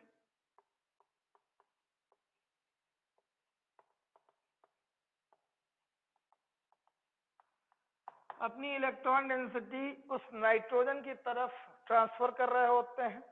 तो इलेक्ट्रॉन डेंसिटी और इनरिच होने पे नाइट्रोजन और ईज के साथ लोन पेयर दे पाएगा। कंपैरिजन किससे कराया जाए? अमोनिया से, यानी इनसे कम बेसिक होगा अमोनिया, क्योंकि अमोनिया से ईज बढ़ जाएगी प्राइमरी में, फिर प्राइमरी से ज्यादा ईज आपको सेकेंडरी में इसलिए मिलेगी क्योंकि 2 एल्काइल ग्रुप हैं जो इलेक्ट्रॉन क्लाउड बढ़ा रहे हैं, किसका? नाइट्रोजन का। यहाँ 3 आपके सामने दिख रहे हैं जो इलेक्ट्रॉन क्लाउड बनाएंगे। तो मतलब ये कि अगर आपको शॉर्ट में याद रखना हो तो ammonia, then primary, then secondary, then tertiary amines. अगर आपको पूछा जाए गैस फेज का ऑर्डर, ठीक है, इनके पीछे आते हैं एरोमेटिक एमीन्स, ये भी आपको क्वेश्चन बताया गया, तो मैं एक अलग से सेपरेट क्वेश्चन बताऊंगा कि इथेनामीन और एल्केनामीन, एराइल अमीन्स के बीच में कंपैरिजन कैसे करोगे, आता हूं उस पर। पहले इस बात को फिर से और समझ लो। जब पर्टिकुलर गैस फेज में पूछा जाए, गैस फेज में कि सबसे ज्यादा बेसिक कैरेक्टर कौन दिखाएगा, तो आप बताएंगे tertiary, then secondary, then primary, उससे कम रहेगा अमोनिया। रीजन? Inductive effect. तो ये रीजनिंग में काम आएगा आपके।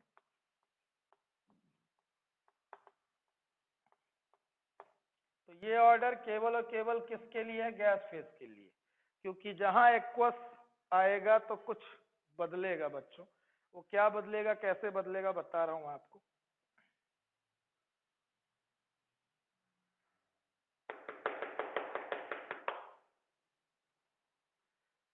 तो बच्चों अब दो तरीके के अमीन्स अगर आपसे पूछे गए, एक्वस स्टेट में लिखा रहा यानी क्वेश्चन में लिखा रहा है इन एक्वस स्टेट, या स्टेट ही नहीं लिखी है, तो आप ये तो नहीं मानोगे गैस फेज है, वो किसी भी स्टेट में रहेंगे, तो जनरली वो एक्वस स्टेट में, जनरली एक्वस स्टेट में ही होते हैं।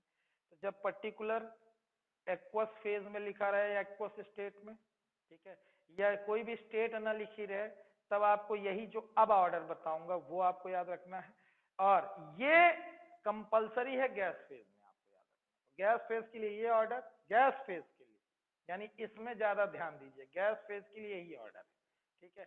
इसके अलावा एक्वस या स्टेट ही मेंशन ना हो तो क्या करेंगे आप? तो रीजनिंग पहले नाम सुनना 3, ये ऑर्डर जो अब मैं लिखने वाला हूं उसके लिए रीजनिंग क्या है पहले वो सुन।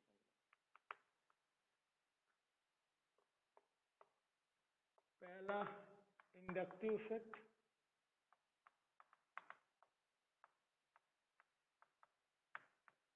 फिर दूसरा है सॉल्वेशन,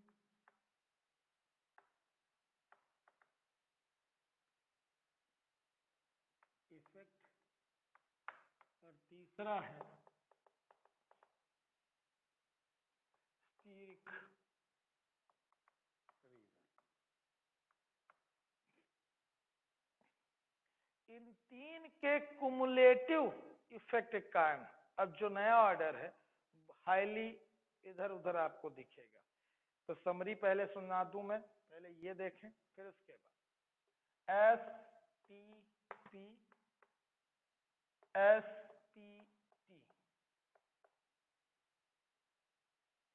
ये इथाइल सब्स्टिट्यूटेड एमीन्स के लिए, और ये मिथाइल सब्स्टिट्यूटेड एमीन्स के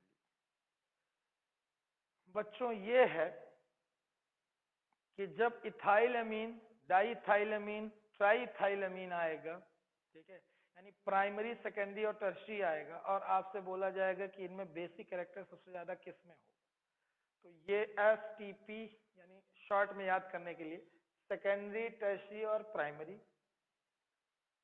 सेकेंडरी, टर्शियरी और प्राइमरी इथाइल के लिए। और यहीं पे ऑर्डर थोड़ा सा और डिस्टर्ब हुआ है, सेकेंडरी, प्राइमरी, टर्शियरी जो मिथाइल अमीन्स के लिए आएगा। तो आपके दिमाग में आ रहा हो सर ये ऐसा क्यों हुआ, ठीक है, ये ऑर्डर अभी जो आपने बताया था primary then secondary then tertiary gas phase में, तो वो यहाँ अप्लाई क्यों नहीं हो रहा है, और हमें कौन सा कब लगाना है, तो दोनों बातों को थोड़ा सा आराम से सुनिएगा। जब आपको गैस फेज में लिखता है तो केवल एक इफेक्ट का रोल रहता है जिसका नाम इंडक्टिव इफेक्ट है। जब तक वो पानी में नहीं जा रहा है, एक्वस स्टेट में नहीं जा रहा है, तब तक एक ही इफेक्ट है, उसका नाम इंडक्टिव इफेक्ट है। तो इंडक्टिव इफेक्ट का रोल आता है तो अल्काइल ग्रुप यानी इलेक्ट्रॉन डोनेटिंग ग्रुप का ही रोल रहता है, इसलिए अमोनिया में एक भी इलेक्ट्रॉन डोनेटिंग ग्रुप नहीं, तो वो सबसे कम बेसिक। उससे ज्यादा बेसिक कौन हो जाएगा? प्राइमरी एक अल्काइल ग्रुप के साथ, सेकेंडरी 2 अल्काइल ग्रुप के साथ, टर्शियरी 3 अल्काइल ग्रुप। तो जब तक गैस फेज है तब तक तो ये ऑर्डर ठीक था, लेकिन सॉल्वेशन होने के बाद यानी पानी में आने के बाद बच्चों ऑर्डर डिस्टर्ब इसलिए हो रहा है, ध्यान सुनना, इस इफेक्ट के कारण यानी इंडक्टिव इफेक्ट के कारण हमने पाया कि प्राइमरी सबसे पीछे, देन सेकेंडरी, देन टर्शियरी थे। लेकिन अगर आपको इसी चैप्टर की फिजिकल प्रॉपर्टी अच्छे से याद हो तो सबसे ज्यादा घुलते कौन थे? Sir primary, then secondary, then tertiary. यानी सॉल्युबिलिटी का ऑर्डर आपने इसी चैप्टर में पढ़ा कि सबसे ज्यादा घुलते कौन थे? प्राइमरी, ठीक है, फिर सेकेंडरी, देन टर्शियरी। उस हिसाब से जो जितना घुलेगा उतना ज्यादा बेसिक कैरेक्टर दिखाएगा, लेकिन इंडक्टिव इफेक्ट ने उल्टा बताया आपको। तो ये देखिए दोनों एक दूसरे काउंटरक्ट कर रहे हैं, यानी इंडक्टिव इफेक्ट का प्राइमरी सबसे लीस्ट बेसिक है, लेकिन सॉल्वेशन होने की टेंडेंसी सबसे ज्यादा किसमें है? प्राइमरी वाले में। उसमें 2 NH बॉन्ड है, फिर एक नाइट्रोजन, तो 3 तरफ से हाइड्रोजन बॉन्डिंग बना रहा है NH2, NH 2 तरफ से, और N एक ही तरफ से बना पा रहा है वाटर के साथ। तो मतलब ये समझाना चाह रहा हूं कि सबसे ज्यादा एक्सटेंसिव सॉल्वेशन यानी पानी में घुलने की टेंडेंसी किसके अंदर रहेगी? प्राइमरी के अंदर, देन सेकेंडरी, देन टर्शियरी। तो अगर आप देखें एक बार बेसिक कैरेक्टर दिखाने के लिए प्राइमरी सबसे पीछे, टर्शियरी सबसे आगे, इंडक्टिव इफेक्ट। और सॉल्वेशन में सबसे आगे कौन हो गया, प्राइमरी, यानी सबसे ज्यादा बेसिक कैरेक्टर दिखाने के लिए ये है, भूल ही रहा है इतना। तो यहाँ पे ये आप पा रहे हैं कि दोनों बार बेचारा कांस्टेंट कौन सा, सेकेंडरी। वो देख रहा है कि तुम एक बार तुम नाटक कर लो, एक बार तुम नाटक कर लो, ठीक है, अल्टीमेटली निकल के मुझे ही आगे जाना है। कहने का मतलब आप देखें दोनों ऑर्डर में सेकेंडरी सबसे आगे, इसलिए क्योंकि दोनों, ये मैंने कहा ना, इन तीनों के कुमुलेटिव इफेक्ट का ये ऑर्डर है, यानी तीनों एक साथ जब इंटरप्ले करते हैं, यानी एक साथ आ जाते हैं तीनों रोल। तो पहला कौन सा, इंडक्टिव, तो अलग वो लगे ऐसा नहीं, अब एक साथ ना सारा देखना है आपको। तो अब आपने पानी में घोल दिया इन अमीन्स को, तब बेसिक कैरेक्टर दिखा रहे हैं, यानी H+ को एक्सेप्ट कर रहे हैं, क्योंकि H+ तो पानी में ही रहेगा, पोलर सॉल्वेंट में ही मिलता है। तो वाटर के अंदर जब ये अमीन्स जाएंगे तब वो H+ को एक्सेप्ट करेंगे और बेसिक कैरेक्टर दिखाएंगे। तो एक्वस में जाते से ही इंडक्टिव इफेक्ट का रोल बस नहीं रह जाता, साथ ही साथ आता है सॉल्वेशन इफेक्ट। तो इंडक्टिव देन सॉल्वेशन, तो देन ना लिख रहा हूं मैं, एक साथ सबको अगर देखूं तो ये तीनों के रोल प्ले के बाद ये ऑर्डर निकल के आता है। अब अगर आपको इथाइल और मिथाइल का अलग अलग समझ में आ रहा है तो उसका ही कारण ये तीसरा है। जो स्टीरिक रीजन आपने लिखा है, तो मिथाइल में एक कार्बन का क्लाउड, इथाइल में दो दो इलेक्ट्रॉन क्लाउड, यही था स्टीरिक रीजन। तो कुल मिला के आपको समरी बता रहा हूं, इसलिए ध्यान से केवल समरी समझिए। जब भी ऑर्डर लगाने के लिए आएगा तो आप इस ऑर्डर में लगाएंगे, तब जब आपको पर्टिकुलर लिखा रहे सर एक्वस स्टेट में लगाइए आप, या सवाल में लिखा ही ना हो कोई भी state, no state is mention,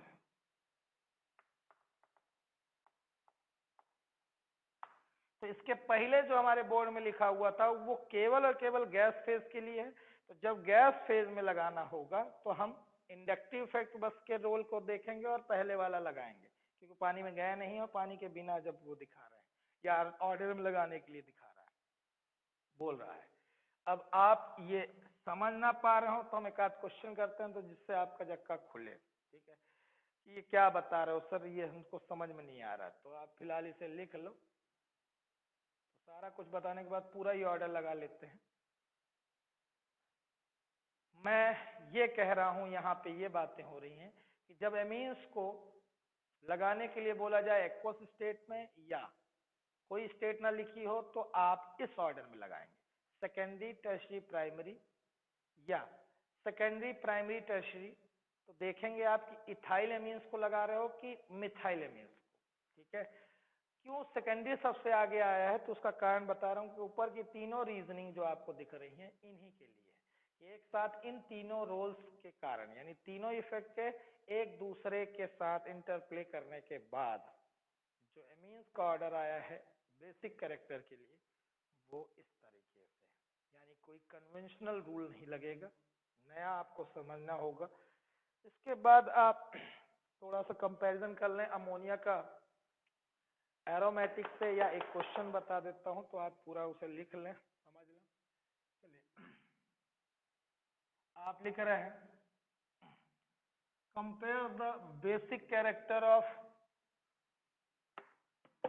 aniline and ethylamine.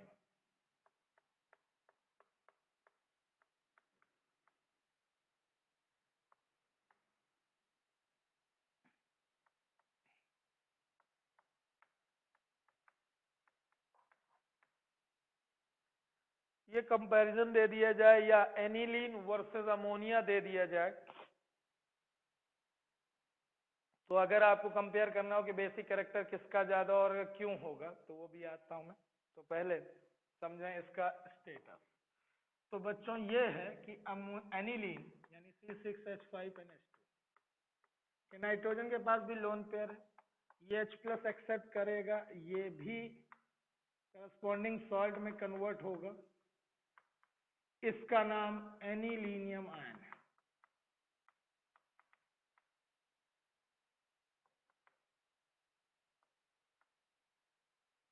ये है एनिलीन। ये रिवर्सिबल प्रोसेस हुई। ऐसे ही इथाइल अमीन लो,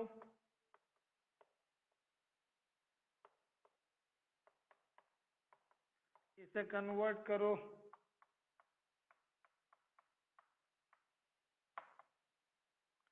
करस्पॉन्डिंग अमोनियम सॉल्ट में। तो बात समझना, हर ऑर्गेनिक की रिएक्शंस जहाँ एसिडिक या बेसिक कैरेक्टर दिख रहा होता है बच्चों, रिवर्सिबल नेचर की होती है, क्योंकि ये वीक इलेक्ट्रोलाइट्स होते हैं। और इक्विलिब्रियम का जो चैप्टर था आपको पिछले साल, उसमें बताया गया था इक्विलिब्रियम टिपिकल वीक इलेक्ट्रोलाइट्स के लिए। स्ट्रॉन्ग इलेक्ट्रोलाइट्स इक्विलिब्रियम अटेन नहीं करते, कंप्लीटली डिसोसिएट हो जाते हैं, उनका रिवर्ट होने का कोई नेचर नहीं। तो वीक इलेक्ट्रोलाइट यानी ऑर्गेनिक में जितने भी आयोनाइजेशन देख रहे हो पूरे ऑर्गेनिक में, वो सारे वीक इलेक्ट्रोलाइट्स के हैं। इस कारण से हमेशा आप इक्विलिब्रियम का साइन बना सकते हैं जहां भी आयोनाइजेशन आपको कराना हो या करता हुआ देखना है। क्योंकि इस आयोनाइजेशन में लॉजिक है, इसलिए इस बार ये साइन आपके लिए काम के हैं। हर बार नहीं भी बनाते हो चलेगा, लेकिन जब आपको कंपैरिजन करना हो, तो जैसे फिनॉल एथेनॉल में भी ये आया था, सेम यही चीज ऐसे ही आपने किया था वहां पे, फिनॉल का भी आयोनाइजेशन कराया था, एथेनॉल का भी आयोनाइजेशन कराया था। इसी तरह से मैं यहाँ पे इथाइल अमीन और एनिलीन दोनों को आयोनाइज कर रहा हूँ, ठीक है। चलें, तो अगर आप देखें उधर राइट साइड बनने वाला जितना ज्यादा स्टेबल होगा, इसका मतलब ये रिएक्शन उतनी ही फेवरेबल है। अगर उधर सामने वाला स्टेबल नहीं हो रहा है, वो पीछे की ओर आना चाह रहा है, ठीक है, तो इसका मतलब इधर वाला ज्यादा स्टेबल है, ठीक है। और ये ऐसा कैरेक्टरिस्टिक नहीं दिखाना चाहता है। जिन लोगों को मेरी बातें नहीं समझ में आ रही, इस तरह से एक एग्जांपल, इस एनिलीन के 5 रेजोनेटिंग स्ट्रक्चर, ध्यान से सुनो। जब ये रेजोनेंस करता है तो इसके 5 रेजोनेटिंग स्ट्रक्चर आते हैं, और एनिलीन के, एनिलीनियम आयन के सॉरी, केवल 2 रेजोनेटिंग स्ट्रक्चर है। क्या जानकारी मिली इससे? Greater the number of resonating structures greater is the stability. अगर मैं इसके 5 रेजोनेटिंग स्ट्रक्चर देख रहा हूं, इसके 2 देख रहा हूं, इसका मतलब ये स्टेबल है इसकी तुलना में। यानी aniline is more stable than anilinium ion. क्या समझाता हमें? ये कैरेक्टरिस्टिक दिखाता है कि इसकी बहुत कम टेंडेंसी होगी H+ को एक्सेप्ट करके एनिलीनियम आयन में कन्वर्ट होने की, क्योंकि मैं स्टेबल से अनस्टेबल की ओर क्यों जाऊंगा। तो यानी बेसिक कैरेक्टर अगर दिखा रहा है तो बहुत कम दिखाएगा, H+ कुछ ही मॉलिक्यूल लेंगे और इस तरफ जाएंगे, मैक्सिमम स्टेबल बने रहना चाहेंगे। ऐसा कोई रेजोनेटिंग स्ट्रक्चर इन दोनों का पॉसिबल नहीं है इथाइलेमीन का। तो जितने इधर जा रहे हैं उतने इधर आएंगे, यानी जितना भी डिसोसिएशन एसोसिएशन हो पा रहा है उतना ही होगा। ना इधर जाने की टेंडेंसी ज्यादा, ना इधर आने की। वो तो डिपेंड करेगा कितना मीडिया आप दे रहे हो, तो मीडियम के हिसाब से वो जाते आते रहेंगे। कहने का मतलब रेजोनेंस का कोई रोल नहीं, ठीक है, और यहाँ रेजोनेंस का रोल है। तो यानी एनिलीन क्यों वीक बेस है, उसका पहला प्रूफ कि एनिलीन और एनिलीनियम आयन यानी जो उसका प्रोडक्ट है, उनको कंपेयर कर दो तो बता दो कि aniline is more stable than anilinium ion, so it has less tendency to accept proton to form anilinium ion. Anilinium ion बनाने की जब टेंडेंसी कम होगी तो जल्दी जल्दी प्रोटॉन लेके जल्दी से एनिलीनियम आयन नहीं बनाएगा, वीक बेस है। Aniline is weaker base than ethylamine, पहला फैक्ट। दूसरा फैक्ट आपको मैंने बताया कि phenyl group electron withdrawing group में आता है, जबकि इथाइल मिथाइल यानी alkyl group electron donating group में आते हैं। तो साइन देखना,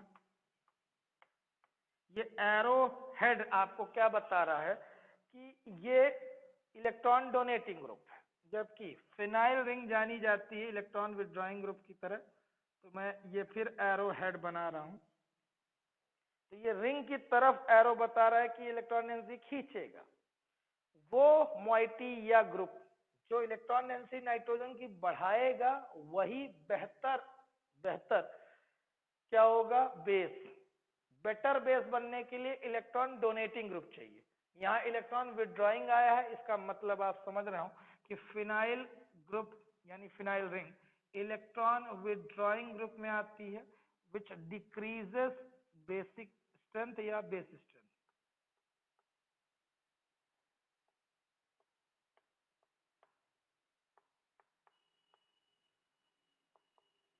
जबकि इथाइल यानी alkyl group electron donating group में आते हैं, जो इंक्रीज करते हैं बेस स्ट्रेंथ।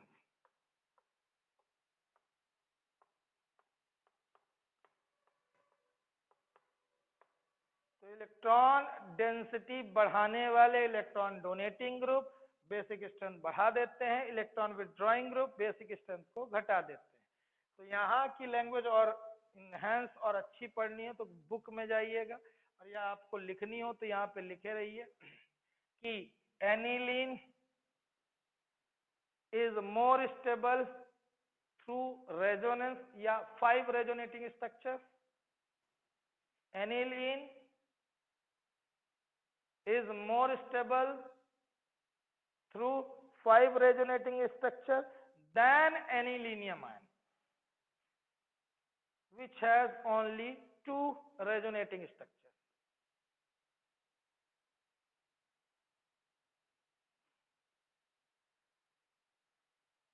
तो एनिलीन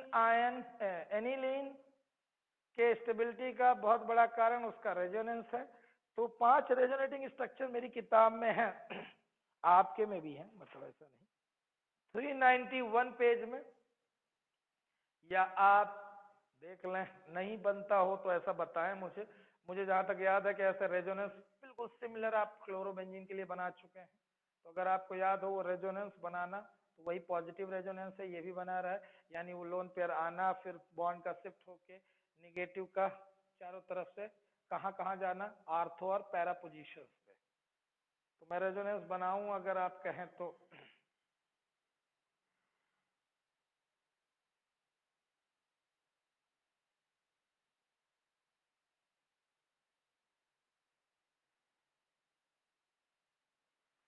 तो ये था कंप्लीट, एक क्वेश्चन और एक आंसर, ठीक है। फिर पूरे ऑर्डर में आता हूं मैं। तो अभी तक आपने क्या क्या सीखा वो सुन लीजिए। रेजोनेंस नहीं करता अमोनिया या इथाइलएमीन, ठीक है।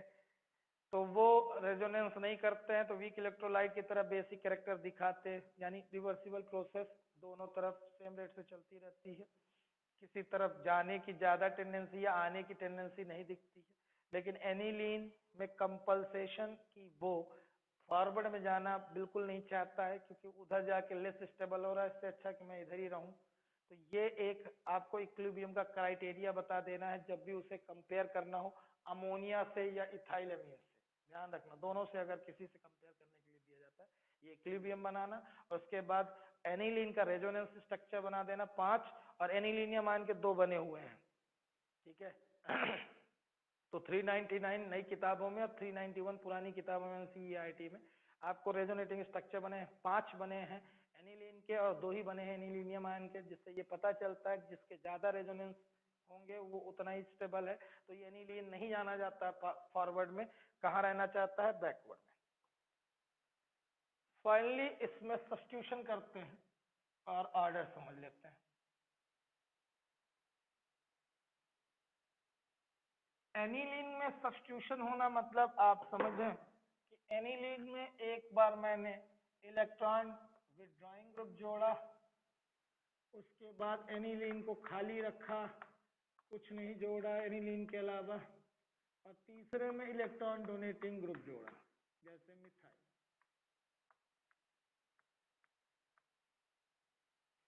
तो पैराटोलुइडीन भी बोलते हैं, इसका नाम है पैराटोलुइडीन, आर्थोटोलुइडीन हो सकता है, यानी ये उठा के, या मेटाटोलुइडीन। टोलुइडीन मतलब बेंजीन में जब CH3 जुड़ता है तो टोलुइन, ठीक है, और बेंजीन में जब NH2 जुड़ता है तो एनिलीन। तो मिक्सर टाइप का कॉमन नेम है क्या, पैराटोलुइडीन, ठीक है। नाम याद कर लीजिएगा कि कॉमन नेम में ज्यादा लॉजिक नहीं ढूंढना है। IUPAC में है कि 4 मेथाइल एनिलीन इसका नाम, या इसको इंपॉर्टेंस दी आपने तो 4 एमिनो टोलुइन बोलते हैं। कुल मिला के सब्स्टिट्यूशन किसका हुआ उस पर गौर करो। तो बच्चों यहाँ पे है इलेक्ट्रॉन डोनेटिंग ग्रुप, जिसके लिए एरो आप देखें ये बेंजीन की तरफ जा रहा है, तो बेंजीन से कहाँ की ओर जाएगा, नाइट्रोजन की तरफ। और यहाँ तो कोई मतलब ही नहीं एरो का, यहाँ एरो से मतलब है कि ये इलेक्ट्रॉन विथड्रॉइंग ग्रुप है, जो बेंजीन से खींचेगा। तो बेंजीन इंटर्न किससे खींचेगी, NH2 से, ठीक है। तो खींची में रही थी और खींचने लगेगी, तो कुल मिला के अगर इन तीनों को कंपैरिजन किया जाए तो फिर एक ही आपका लॉजिक, इलेक्ट्रॉन डोनेटिंग ग्रुप बढ़ा रहे हैं बेसिक स्ट्रेंथ को, ये इंक्रीज करते हैं बेसिक स्ट्रेंथ को, और इलेक्ट्रॉन विथड्रॉइंग ग्रुप डिक्रीज करते हैं बेसिक स्ट्रेंथ को।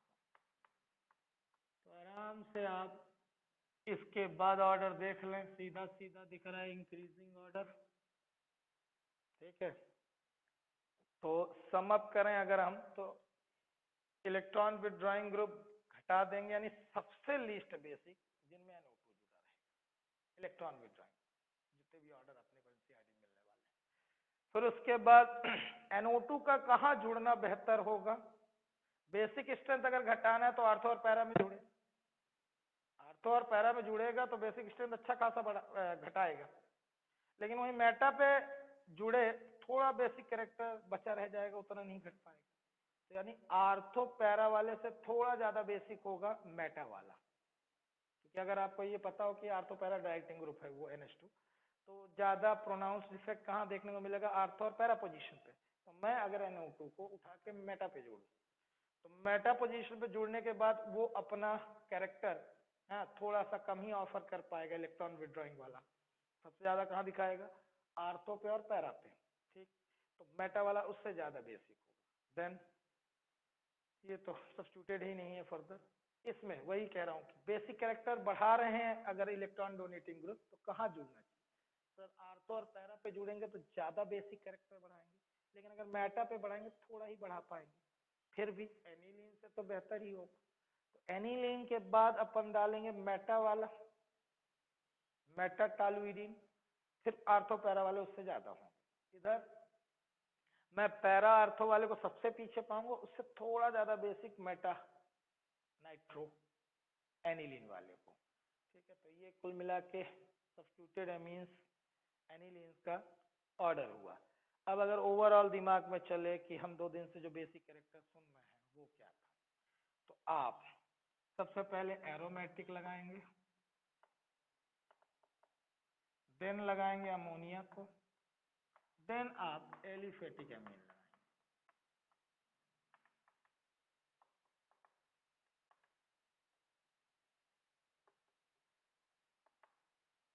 तो ये जो ऊपर दिख रहे हैं ये एरोमेटिक एमीन्स में हो गए, फिर अमोनिया आएगा बीच में, देन आपके एलिफेटिक एमीन्स आएंगे। एलिफेटिक में लगाते समय आज जो आपने सुना STP SPT याद रखिएगा, STP इथाइल वालों के लिए और मिथाइल के लिए SPT, मतलब secondary primary tertiary methyl substitute, और STP secondary tertiary primary ethyl के लिए, ठीक है।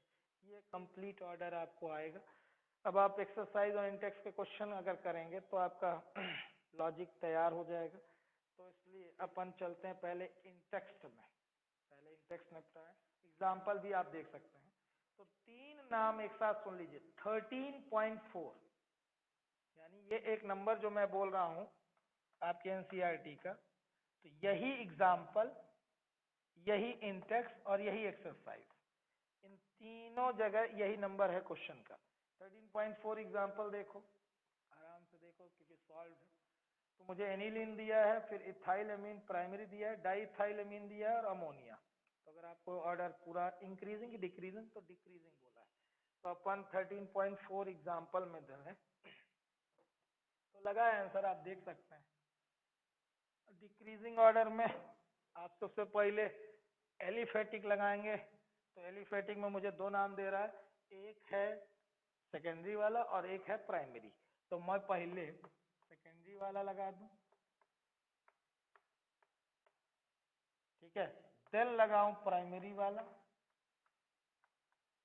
टर्शियरी दिया ही नहीं है तो कहां से लगाऊं। फिर आएगा अमोनिया, क्योंकि आपको पता हो कि अमोनिया इनसे कम बेसिक होगा क्योंकि इनमें इलेक्ट्रॉन डोनेटिंग ग्रुप है। देन आएगा एनिलीन। तो अगर आप लॉजिक तैयार कर लिए हो अभी तक में कि अपने को एलिफेटिक को सबसे ज्यादा बेसिक रखना है दिमाग, फिर अमोनिया बीच में लाना है और सबसे लीस्ट बेसिक एरोमेटिक लेना है, ठीक है। तो ये हो गया आपका 13.4 एग्जाम्पल।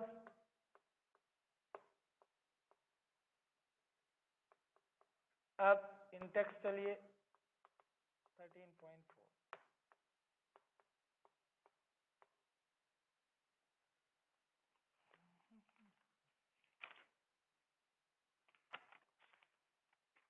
उसमें तीन तीन है अरेंज करने के लिए अपने पास।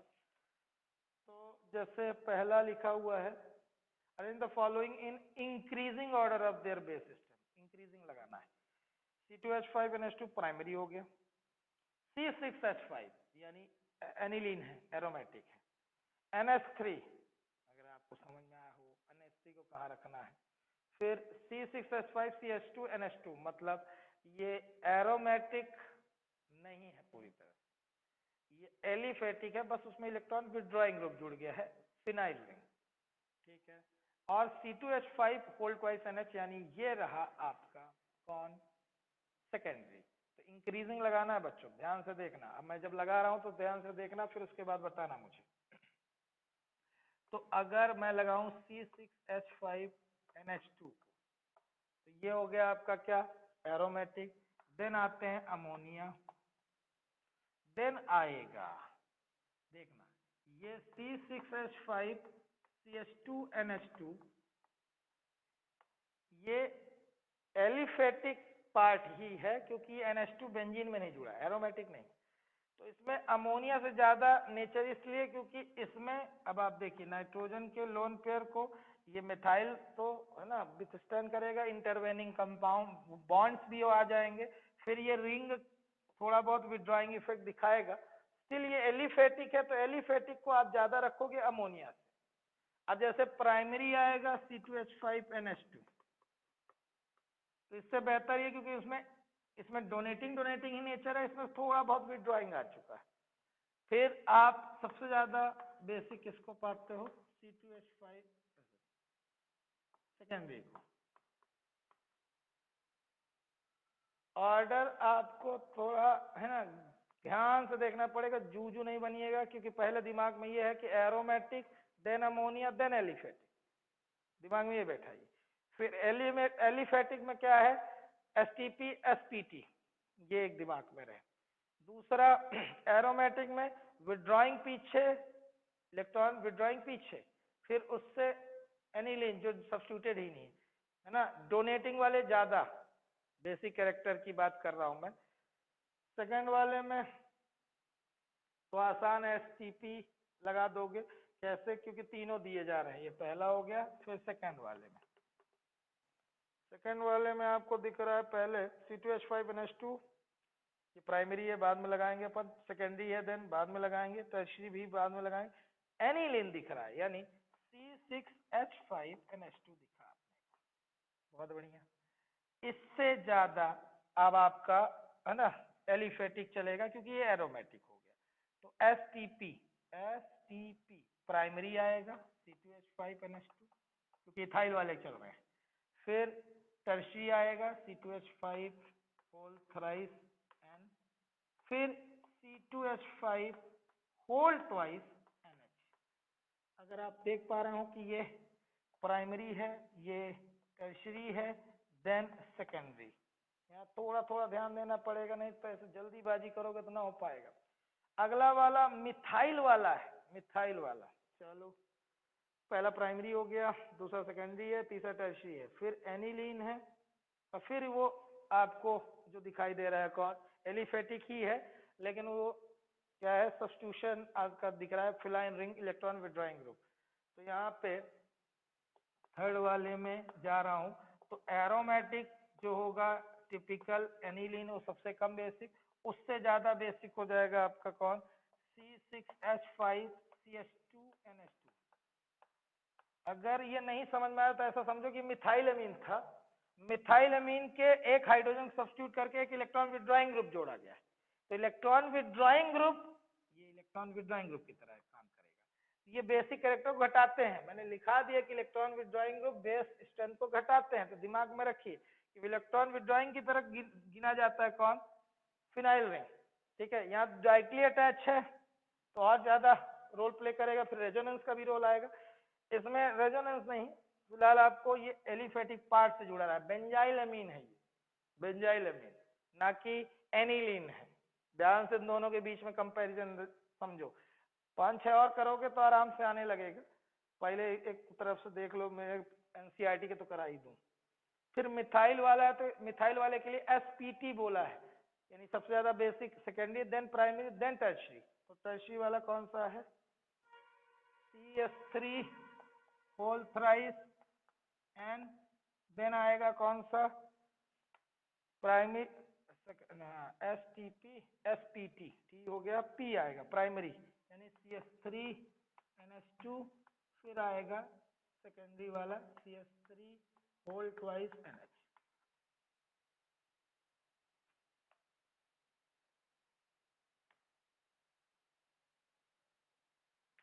तो ये ऑर्डर हो गया 13.4 इंडेक्स।